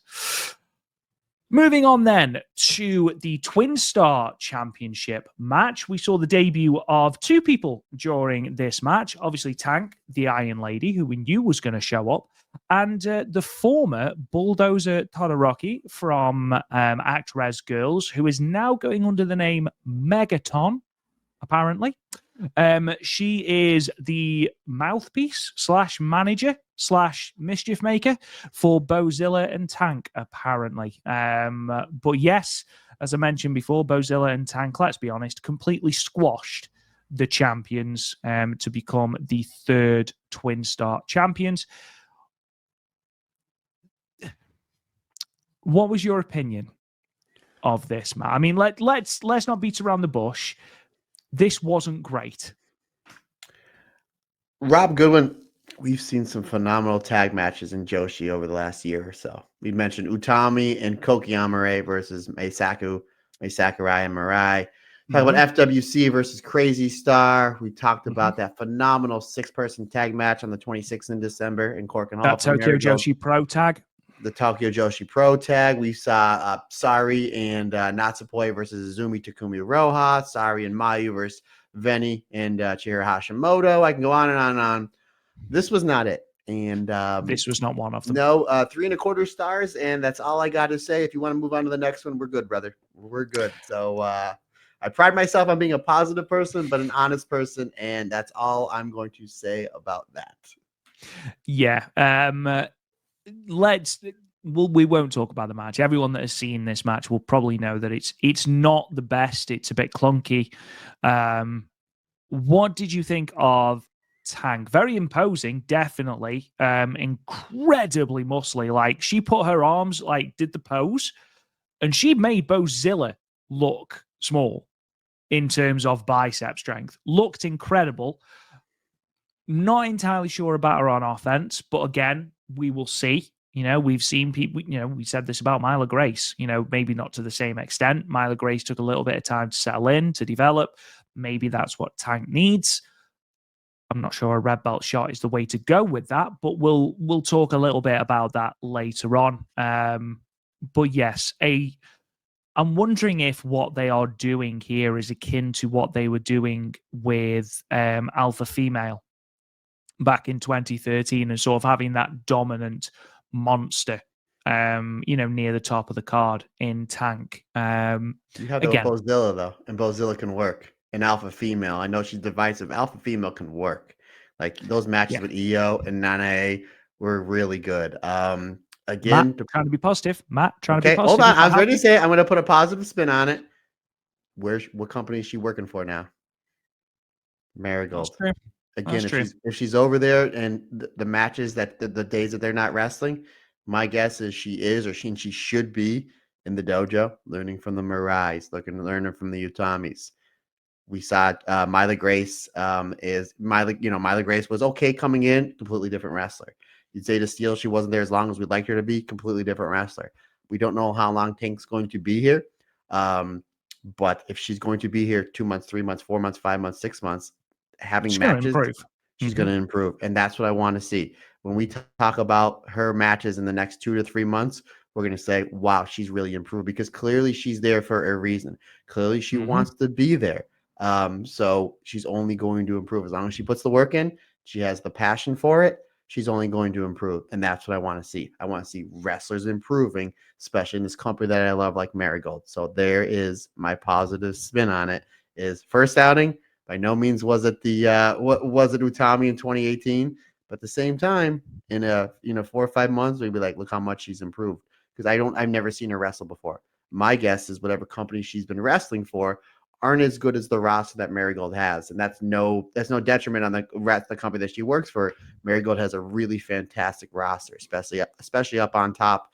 And I'm really interested to see what Utami's going to be able to pull out of her for her V1. Yeah, absolutely. Pro Wrestling Holland is the home promotion of Tank. She is, I believe, their women's champion. And I think she's only been wrestling something like 20 odd matches. I'm sure she hasn't got a long resume. So again, she could be quite green. Sure. Again, I have a feeling that the championship match, which we'll talk about a little bit later on, I imagine that is very much a single swim moment, sort of put her in the limelight. Right. Okay. You're in a singles match with the best worker we have. Okay, let's see what you can do. Again, we'll see how that goes. But it wasn't a great match. Moving on to what was a good match, the Passion Sisters and Meiko Satomura and Yuna. Obviously, I really enjoyed this match, especially the exchanges between Nane and Meiko, brief as they were. Obviously, we know now that we are getting a singles match, so potentially there was a little bit held back in this match, but it was still incredibly fun. I thought Yuna was really, really good in her exchanges with Nane, and of course, we wax lyrical on a regular basis about Nao Ishikawa, and this match, Matt, is no different. Yeah, we thought a lot of this was going to be Nane and Mako beating the crap out of each other. We got a little bit of it, but I think really what they did is like what ultimate. This isn't the main event, right? If this was the main event of a Corkin, you probably would have saw more Nane and Mako. But I think when they were putting this match together, it was like we have a chance to showcase Yuna for Sendai Girls and now Ishikawa for Marigold, which we all love. So I think that's what they did. You have your two legends, two first ballot Hall of Famers on this big show in front of over 1,800 people. We'll give just a little bit of a taste of Nane and Mako, but let's give the spotlight to our two younger wrestlers, which I think, again, if that was the idea going into this match, because that's what it seemed to me, is really unselfish between Mako and Nane. Because again, in 4 or 5 months, they're going to be they're retiring. They're not going to be here. But who's going to be here? The young, fiery Nao Ishikawa, the really great Yuna, who's got a lot of upside. So I like the fact that, again, that's to me, from a pro wrestler aspect, to me, that's what they were doing. Let's get the other talent over. They know who we are. Let's give them a little bit, because ultimately, again, this show is going to be remembered for the final 2 matches, which we'll get into, because boy howdy. Again, great job showcasing the young talent. Love to see Yuna back here in Marigold. I thought she was terrific. We love us some Ishikawa. Yeah, the Nane and Meiko Satomura exchanges were really, really good.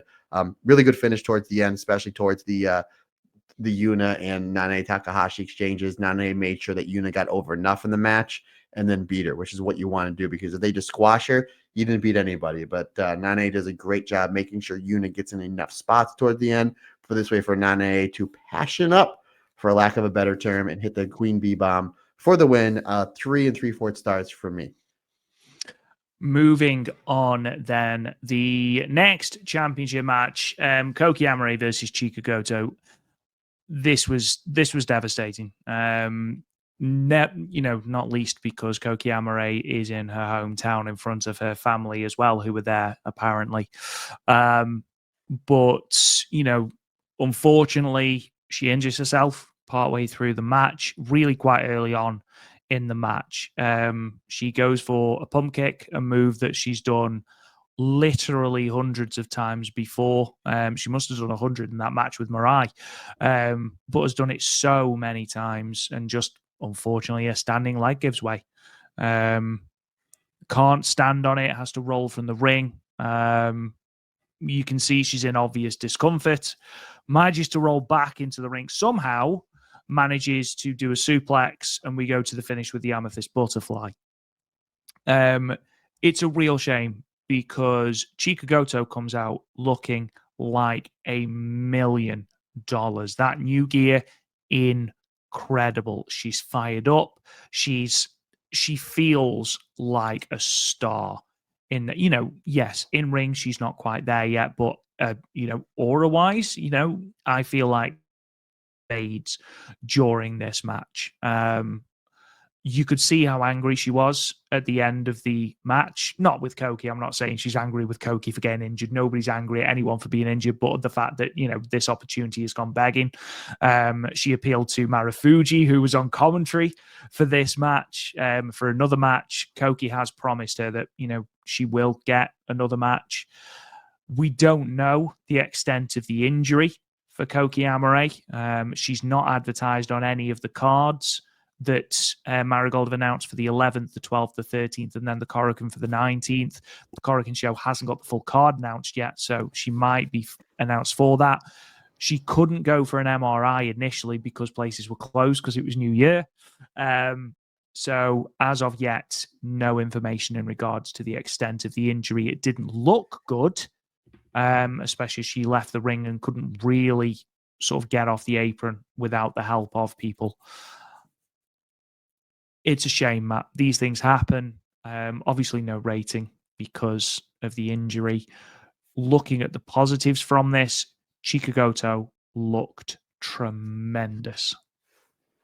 She looked like a threat too.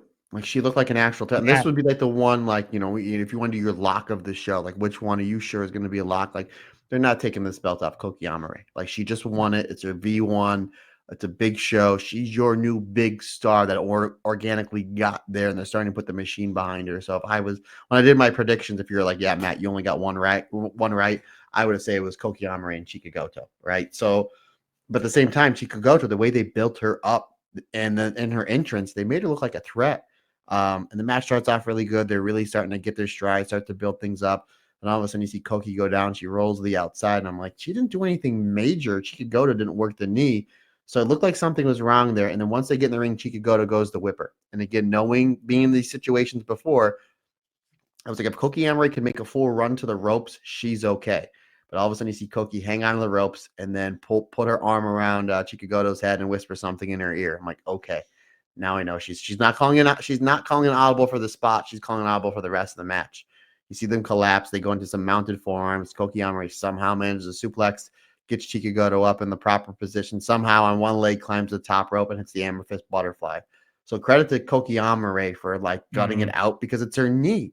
And I understand, especially when you're running on the ropes, you're going to put any weight on it. So whatever damage that you've done, you're going to do more damage on it. So it was a good job getting out of the ring so there wasn't more damage done. But credit to Koki Amare for gutting it out and finishing this match. And credit for Chikagoto for somebody who doesn't have a ton of matches under her belt, being able to kind of go with the flow, go there. You're absolutely right. No rating. Yeah, it was terrible. But again, on a positive note, Marufuji, one of the best juniors of the last, not one of the best juniors, one of the best wrestlers in Japan last 20, 25 years, kind of gave them like their blessing. It was kind of like, okay, let's see this again. I thought that was really cool for like Marufuji to kind of help a bad situation out just by his presence, which shows what a big star he is. So obviously they're going to run this back sometime whenever Koki Amare seems fit. Again, please do not rush her back as much as, pardon me, she's your big star, and she's somebody that's really helped draw you tickets over the last 2.5 months. You don't want to be rushing her back, especially with a knee injury, because that is never good. But yeah, this unfortunate situation. But you're absolutely right. No rating out of respect for these two. But we wish Koki Amare well. Hopefully she gets back soon, and can't wait for this one to get run back, and then hopefully these two come back together as a tag team, because in their brief run in the beginning of Marigold, they were terrific together. I'd love to see the two of these have a nice long program with Kazuna Tanaka and one Victoria Yuzuki. And, not just obviously because she's GHC Women's Champion, but she was in a lot of main events, Koki Amare. I haven't done the numbers or anything, but it would not surprise me at all if Koki Amare is one of the competitors with the most main events and shows across the history of Marigold, especially on the tour shows or the Wrestle Universe shows. So she's going to be a big miss in terms of those undercard shows as well. But obviously, yeah, just echoing your sentiment, Matt, we wish her nothing but the best. Moving on then to Miko Ano and my Sakurai United National title match. I could not unsee, Matt, the fact that this says untitled match. I didn't see that. It was. So wait, is Miko Ano still the champion? Wait a minute. Yeah. Are you breaking news? I looked at this, and because I don't know whether it was because like you, I was sleep deprived, or because I was like rushed off my feet on Friday, I was like, untitled match? What's an untitled? Oh, United National title. That makes more sense. Yes. But we talked about new gear. My Sakurai looked incredible, all white, brilliant stuff. Then Miko Ano came out in the red gear. Brilliant. And we knew we were in a match. And I was talking about sort of before we started recording, we talked about a little bit about the Koki Amare injury. And it sucked the energy out of the room a little bit. You could feel that the audience knew something had gone on. And it was very sort of somber toward. And I did worry a little bit for Miko Ano and my Sakurai, because how do you follow an injury? How do you get the crowd back on side? And for the first maybe 5-10 minutes of this match, the crowd didn't really get into it. And then these ladies put on an absolute banger of a match. And the crowd grew and grew and grew. And by the end of it, when Miko Ano taps to the STF, I don't know why I'm showing you what a tap looks like, but that's what a tap looks like, just in case. The explosion of noise was incredible. Again, we talk about the difference between deserving and earning a title. Mai Sakurai has completely earned this title, and we're going to wax lyrical about Mai Sakurai in a moment, because by God, she is a different person than she was in January of 2024. But spare a moment for Miko Ano, because Miko Ano has done really, really well in her time with the Untitled. She's done really, really well. Had a great match with Koki Amori, a great match with Natsumi Shozuki. She had a great match with Nagisa. Oh my God, thank you. Could not remember who it was. Nagisa Nozaki, which ironically was my favorite of those three matches. She's been a great champion. Now, is she ready to be at the top of the company? For me, no, not yet. However, it's done a great job in establishing her as a top member of this company. And that's what this title run needed to be for Miko Ano. I think it was the right choice to put it on Mai Sakurai, especially here because of the work she's done, how over she is. It makes sense. Plus, you have got a ready-made feud. Mai Sakurai and Mirai for the white belt? Hell yes. Not yet. You don't need to do it yet. But if you're doing that in October, November, if Mai Sakurai is still the white belt champion, Mai Sakurai versus Mirai, that main event's 9 venues out of 10. So, yeah. I think I say ready-made feud of Miko Ano and Utami Hayashishita. We just can't. We will get there. Yeah. They've held off on that singles match for a reason. You keep saying it. You're absolutely right. You know, the first 5-7 minutes of this match, the crowd was still kind of reeling from what they saw from their hometown hero, one Koki Amore. And this is just a great job of Miko Ano and Mai Sakurai, knowing they had over 20 minutes to play with. And they're like, we'll get the crowd there. Sometimes, and I'm guilty of it more than anybody, the crowd's not biting what you're into. You switch things up, and sometimes it works, sometimes it doesn't. Like, let's stick to the plan, and eventually they start getting into it. And once they get into it, they start ramping things up, because you have your great, again, you're going 20, how long will this match go? 25 minutes. So you're taking your time, you're building. And once they got the crowd there, they stayed there, and they never came back down. If anything, they just kept going up, not only from this match, but that phenomenal main event, which we're going to talk about in a few minutes.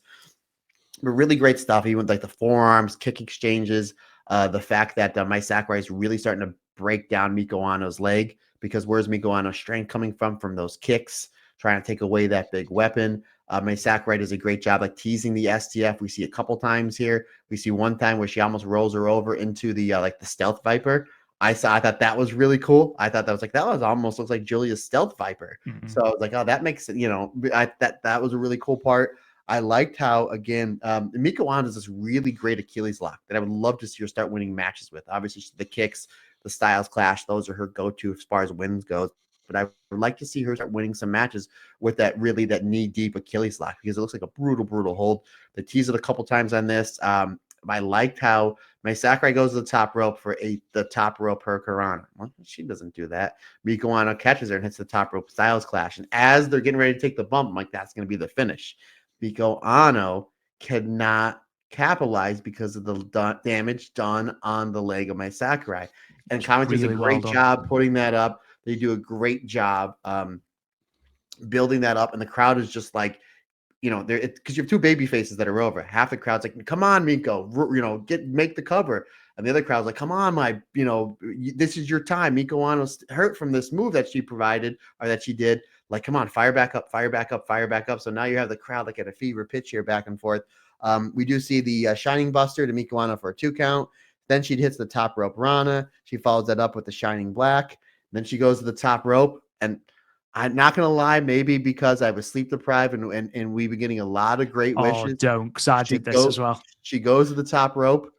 She hits the Goodwin elbow drop, and I thought that somebody was going to call it the Goodwin elbow drop. I thought that he was going to call it the Goodwin elbow drop.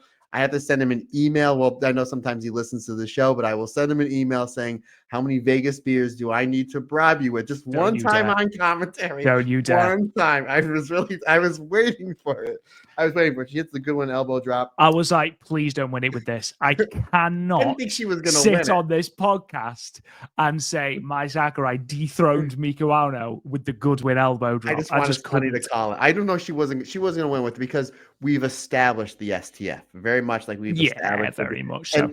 And again, when we talk about established finishes, like this is the most established finish in the last 4 or 5 months because it's new and it's taught to her by, not only is it perfect and psychology, it makes sense, it's taught to her by Masahiro Chono. So and we've established that this is one of your most established finners in the entire company. So I figured and Miko Ano was my pick to win this, but this was a coin flip. I was like, if Sakurai is going to win, she should win with the STF because of how we built this move up over the last few months. But anywho, Miko Ano blocks the STF, puts Mai Sakurai into a crossface as Sakurai is trying to get to the ropes. Miko Ano lets go and then just punk kicks her right in the face. I thought that was great. She hits a tiger bomb for a 2 count, and then Miko Ano just rains down the sliding lariats, and then it's kick after kick after kick. Mai Sakurai then, Miko Ano, she winds up blocking a kick back into the STF. Miko Ano is able to get to the ropes. Miko Ano then comes back with the Rainmaker. She hits the Siles Clash, a 1 count, and that's even a bigger explosion because Mai Sakurai is now like really putting the pedal to the metal. Whatever's left in the tank, she's flooring it. She's going to run this one on empty. And then when Miko Ano just comes back with the buzzsaw kicks, and I was like, and then Mai Sakurai just wouldn't die. And Miko Ano just kept throwing and throwing. After 3 or 4 of them, like, that's the finish. That's got to be the finish. Mai Sakurai kicks out again, and again, the crowd explodes again. So it's like they brought him down for a couple seconds and then brought him back up. Eventually, though, we do see the STO into the STF, and then Miko Ano's in the STF not that long, enough to sell it, but not long enough where it's going to bring the crowd down because they had the crowd at a high pitch. And if you tease that too long, you run the risk of bringing the crowd down. Miko Ano did a great job tapping out at the perfect time. You had the big explosion pop. This was a great match for a lot of different reasons. One, you made mention, partner, they had a follow of really bad injury that happened, but they brought the crowd up and you didn't know which way it was going to go. Great fighting spirit, great psychology. In the short history of this championship, this is the best United National Championship match. Yeah. This was absolutely fantastic. Again, you could have went either way with it, and I think that everybody would have been happy because they just wanted to see a great match. We got a damn great match. 4 3/4 stars for me, my friend. One of the highest rated matches I've given this young company since its inception back in May. This was phenomenal, and then it just got better. 4 1/4 stars for me. I echo everything you've said. I think this was such a fantastic match, such a crowning achievement for Mai Sakurai, and such a great send-off as champion for Miko Ano as well. Of course, we now know the next challenger as well because Mai Sakurai calls out Nikita Nozaki following this for her white belt challenge. That has been made official as well for Korakuen Hall on the 19th of January. So there will be 2 title matches. Well, there's technically be 3, actually, but there's 2 confirmed here with the white belt and the Superfly Championship. Of course, we now must talk about the main event. Sari versus Utami Hayashishita. Where do you even start with this match? Do you start with Utami Hayashishita coming down with the Queen's Quest mask? Do you talk about her incredible entrance robe? Do you talk about the aura that we talk about when it comes to Utami Hayashishita and how somehow she's managed to ramp that up even more? Do you talk about the violence in some of the strikes? Do you talk about the dismissive way Sari wrestles the opening 5, 6, 7 minutes? Do you talk about the fact that Sari tries to legitimately kill Utami with some of those uranagis? Do you talk about the fact that the strikes sound like cannon shots on the speakers? This match is phenomenal. This match is absolutely phenomenal on so many levels. I mean, I know that Sari, before this match, had questioned whether Utami had what it took to wrestle at this big level, to be able to dethrone her. And Utami had so much to prove. And she withstood this onslaught from Sari, notoriously one of the stiffest Joshis in wrestling.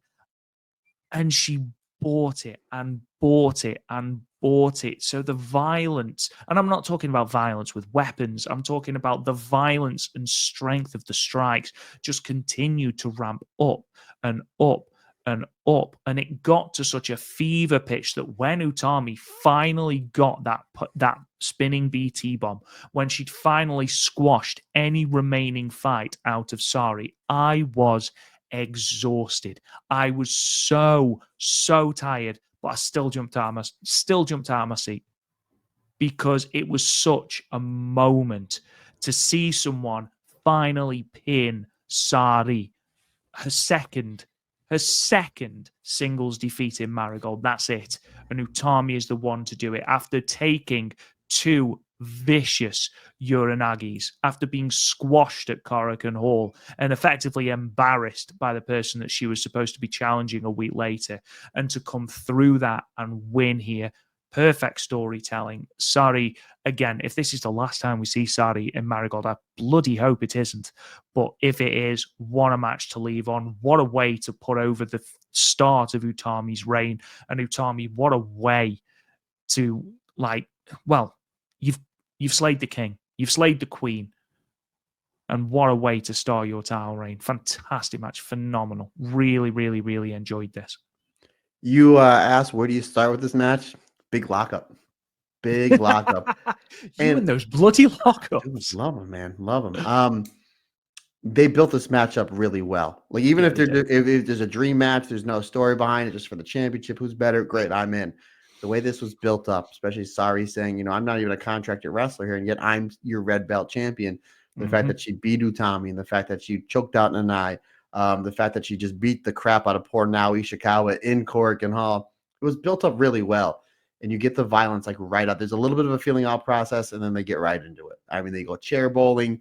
Sari gets the early advantage. She gets a double stomp off the apron. She loves going to those double stomps, but my Gorilla Monsoon references, she goes to the well once too often because she misses one early on in the match, and Utami gets her first advantage with that beautiful release German suplex. The two of them go back and forth with their release German suplexes, and then we get the strikes, the sliding lariats, just the big bumps back and forth, but the selling, like, who wants it more? Just bomb after bomb after bomb for like the last half of this match, which is where these two wrestlers really excel, between the strikes, the double stomps, the clotheslines, the Uranagis, the torture rack bomb, and then the two of them just with the super stiff headbutts were just like, wow. But I did watch this match back on my lunch break today, but they were protected. And one of the reasons why I wanted to watch this match on my lunch break, Rob, is because when I watched it live as it happened, I was so exhausted. Like, right in between the match we just saw in this one, I had to go get some more caffeine in me, because then I knew I had to go watch finish the Stardom show. But I was like, when I finished it, I gave it 4 3/4 stars, and I knew, I was like, that's disrespectful to both these ladies, because I didn't watch it with my full attention to just how tired I was. So I know before we recorded today, I wanted to watch it again, have it fresh in my mind. Went back and watched it. This is the full 5 stars for me. Only the second match in Marigold's history that I've given the full 5 stars to. The other one was the Io Utami match, which we talked about earlier. So this Utami Hayashista, she's doing A-okay, my friend, doing A-okay. But no, you're absolutely right. Just big bomb after bomb after bomb. And the fact that they built on the finish of Korakuen and the finish of this match, where Sari's hitting Uranagi after Uranagi after Uranagi, and then she goes for the hammerlock one, and then Utami headbutts out and then puts the rear naked choke on. And Sonny and Stu did a great job. Sonny and Stu do a great job mentioning, as she has that rear naked choke on, that she's a black belt in judo, or she's a high level in judo. I don't know if she's a black belt or not, but she's a high level in judo. And that's she has a judo style choke. Like, this is her wheelhouse. So you put that over. This is your first match you've ever seen of Utami. You know that Sari's in trouble, because one, that headbutt was a sickening thug, and the commentating team do a great job putting over, like, no. She this is what she's trained in, because she's a high level judoku. She's really great in judo. So it's just like, great job the commentating, putting that over. Eventually, though, it leads into another Uranagi. Utami's able to get up. Then Utami finally puts away one Sari with the twisting BT bomb for the 3 count. Again, this is 5 stars for me. And the reason why I bumped it up from 4 3/4 to the 5 on my rewatch was because, again, established finishers in big matches. She hits the hijack bomb, the BT bomb. Go back and watch it. As soon as she gets the cover in the middle of the ring, the crowds they anticipate the bump and they count with it. 1, 2, 3, big pop. That's what you want when you're in a championship match, whether it's a successful defense or you're switching the belt. You want, especially in your big show in the main event, you want that established finisher to go over. Like Sakurai, tap out with the STF. We've established that. Utami's been establishing this move since 2018, 2019. You want her to go over with that. That's why whenever you see certain matches that don't end, that don't end in that established finisher, the crowd's like a little confused. Again, big boom, 1, 2, 3. There's your extra credit for me. 5-star match. This was fantastic. You literally had, in my opinion, and I know they're only a company 7 months, your best United National Championship match and your best world title match back to back to close out the show. The show was pretty good. You had some bumps along the way with, the injuries and whatnot, but ultimately this show will be remembered for 2 phenomenal back-to-back matches for your white belt and red belt. And we said this about a week ago at another podcast we do. Big crowd. You have a phenomenal must-see white belt match, phenomenal must-see red belt match. And the fact that me and you got to watch this on our Christmas break, both what Stardom did with their white belt and red belt back-to-back, that Marigold a week later does it. I mean, how lucky are we? How lucky are we? Again, a good show, solid show with 2 epic must-see championship matches back-to-back to end the show in front of 1,800 people. Again, the momentum of Marigold going into this year, I'm so excited for. Especially now we have Utami Hayashishita on top of the card. We saw what she did with her year-plus reign as World of Stardom champion. And then very much like we've been seeing with Shuri over in Stardom, the past couple of years, it's like, what are we doing? Because obviously when you come back after that big reign, you cool that person down, but you have to build them back up. And it's just like we've always been waiting for Utami to do something big ever since she lost the belt back in 2021 to Shuri. It's like, okay, we're going to cool her down. Great stuff with Queen's Quest, great tag matches, great this or that. But it's like, what are we doing with Utami? And we all thought in the summer of 2023, after the cage match, that, okay, she's going to win the 5-star. She's going to beat Tam at the end of the year for the red belt. And we're going to get another massive reign with Utami. And we never saw it.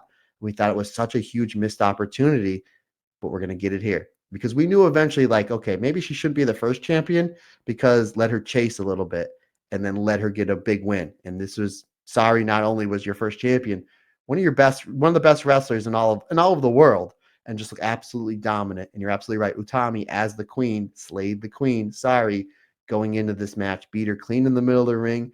And now I think you all will agree with me, including you, partner. We are set for an epic Utami run that we've been waiting for the past 2 or 3 years. And I'm so excited for it. I am so excited because they are going to build everything around her, and rightfully so, because, we did a lot of new wrestling fans coming into Joshi the last year or two, where they're seeing the Saris and the Mayus and, and the Hazukis and so on and so forth, like, in your Tams and whatnot, but that have never seen Utami live as World of Stardom champion in 2021. And she's a better wrestler now than she was in 2021. And I'm so excited for everybody to watch what a mega star is, because what we've been talking about Sari over the past year, her on all these epic matches, we're going to see that from Utami. Because Sari is great, don't get me wrong, but I think Utami is more of a total package than Sari, which is saying something for how great Sari is. And maybe that's just the Queen Quest bias out of me. I don't know. But I'm so excited for this run for Utami Hayashishita. And the fact that they're giving her tank on the first match, at first I was kind of like, you just crushed it back-to-back matches, and then you're giving this green rookie a championship match. And then I watched the interview and I was like, she's so much bigger than Utami. This is an easy story to tell. And I say it all the time. What does Utami do? Maybe better than any wrestler on the planet. Takes wrestlers below her, which is really 99% of wrestlers in the world, wrestlers below her, and make them look credible, make them look like absolute stars. So you made mention before when we talked about Tank. This is sink or swim for Tank. It's kind of a test for Utami, and it's kind of what she does. It's kind of what she does, because you're taking somebody that with that less experience in a championship match with Utami. It's just like, how much can Utami get out of this? And I'm really excited to see this. I'm really excited to see, like, okay, Utami, again, you talk about some of those championship wrestlers from the 70s and 80s where they would go into the different territories, the Flairs, the Funks, the Briscoes. They would go into the Dusties, the Harley Races. They would go into the territories that weren't that big, and they would go and wrestle their top guy who really wasn't that great of a wrestler, just a local guy that was really good, and get the best match out of them. That's what's going to happen with Utami. I think that Tank match is going to be really, really good because it's Utami Hayashishita. And the fact that Tank is going to be over here for a couple weeks in the dojo training, learning, and the two of them are going to be able to put together a really, really good match. So this is a really cool test for Utami, because everybody she wrestled when she was champion in Stardom, they were all great wrestlers. You know, the Micahs, the Shuris, the Sai Kamatanis, the so on and so forth. Where Tank, again, because she's new, so it's going to take some time to learn, but she's literally, and I say it all the time, in order for you to get better, what do you have to do?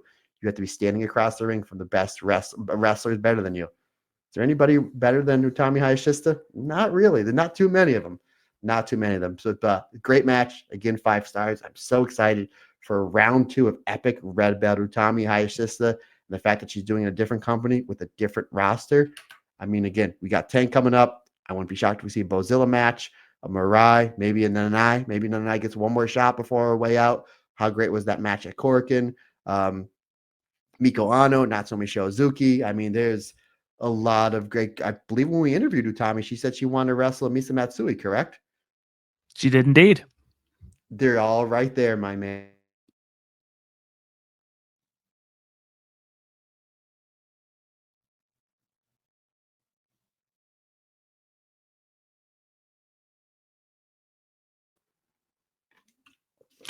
Sorry, the internet froze. No, you're absolutely right. There's plenty of things to love about this upcoming Utami reign. I am a little bit hesitant that you don't capitalize on Utami's reign by giving her a big match to start off with. However, you know, I'm not going to dismiss it outright. I think it is going to be better than a lot of people think it's going to be. And again, you're absolutely right. You're putting the belt on one of your best, if not the best worker in your entire company. I think, you know, Utami is going to pull something out of Tank without a shadow of a doubt. And again, I'm sure we're going to see Tank get better and better and better as the more reps she has in the ring with the likes of a Mirai, an Utami, you know, a Mai Sakurai, you know, people like that. Anyway, just before we sign off, we do have a couple of title matches announced. So we have got the start of the New Year's Golden Garden Tour, which I think might be the greatest tour name in the history of wrestling. Just putting that out there. So night 1 is in 176 Box in Osaka. That's on the 11th of January. Night 2 is in KBS Hall, which is, of course, the most beautiful venue in all of wrestling. That's going to be on the 12th. And then in Shinichi Hall in Aichi, which is on the 13th of January. That is where Utami will be defending against Tank. Something we didn't mention at the end of the tag match between the Passion Sisters and Meiko and Yuna is that Nanae put over Sari Yamaoka huge. Really, really put her over to the point where she actually nominated her to challenge for the Twin Star Championships against Bozilla and Tank. That has been made official for Korakuen Hall. We've only got 3 matches made official for that 19th of January Korakuen Hall show. Mai Sakurai versus Nagisa Nozaki for the United National title. The Twin Star Championships match, Bozilla and Tank versus Nanae Takahashi and Sari Yamaoka. And, of course, the Superfly Championship match, Victoria Yuzuki versus Yuki Masahiro. Overall, there's some things to be really, really excited about. I'm not going to go through the entire cards because we'll be here for ages, and we've already been going 2 hours and 8 minutes. We thought we were going to go a little over an hour. In typical Marigold Standard way. Should know better. Why do we say things? Why do we say words? What is wrong with us? We should just read the results out and leave. That's all we should do.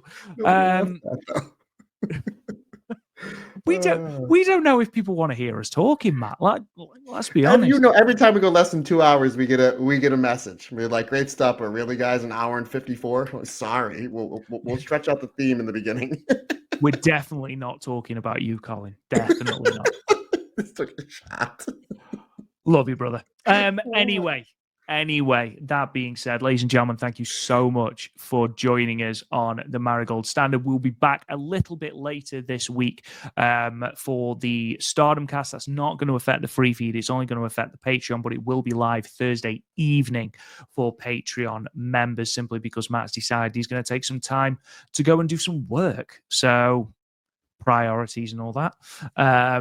So yeah, that is going to be slightly later, but not too much later. And then we'll be back to our regularly scheduled programming next week. Thank you to everyone for listening. We truly do appreciate it.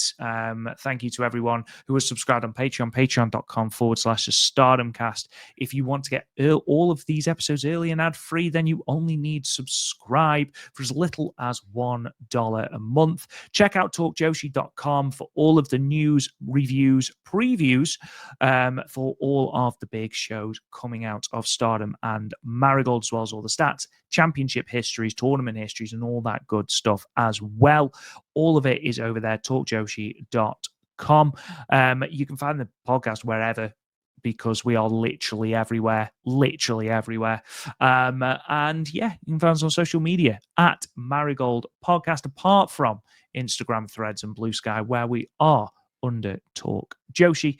You can talk to me on Twitter. It's at RealRobGooden if you want to discuss my crushing victory over Matt in the predictions contest and our preview, in which I managed to predict 5 of the results right, including the time limit draw. I'm claiming that for Seri Ameoka and Mirai. It was a result. The bell rang. The bell rang. Yeah, absolutely. I'll give you that.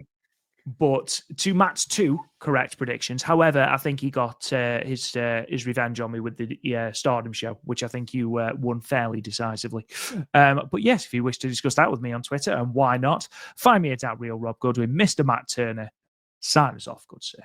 Questions, comments, suggestions, anything you need from me, Matt Turner OF, on the Instagram, on the Twitter, and the Blue Sky. If you want to shoot me an email, that's perfectly fine. The email address is simply thestardomcast22@gmail.com. Folks, that's going to wrap it up for another fun-filled episode of the Marigold Standard. We greatly appreciate your support. Can't do without you. It's like I always say, it's just not my podcast. It's our podcast. Because when we're all together, everybody's different.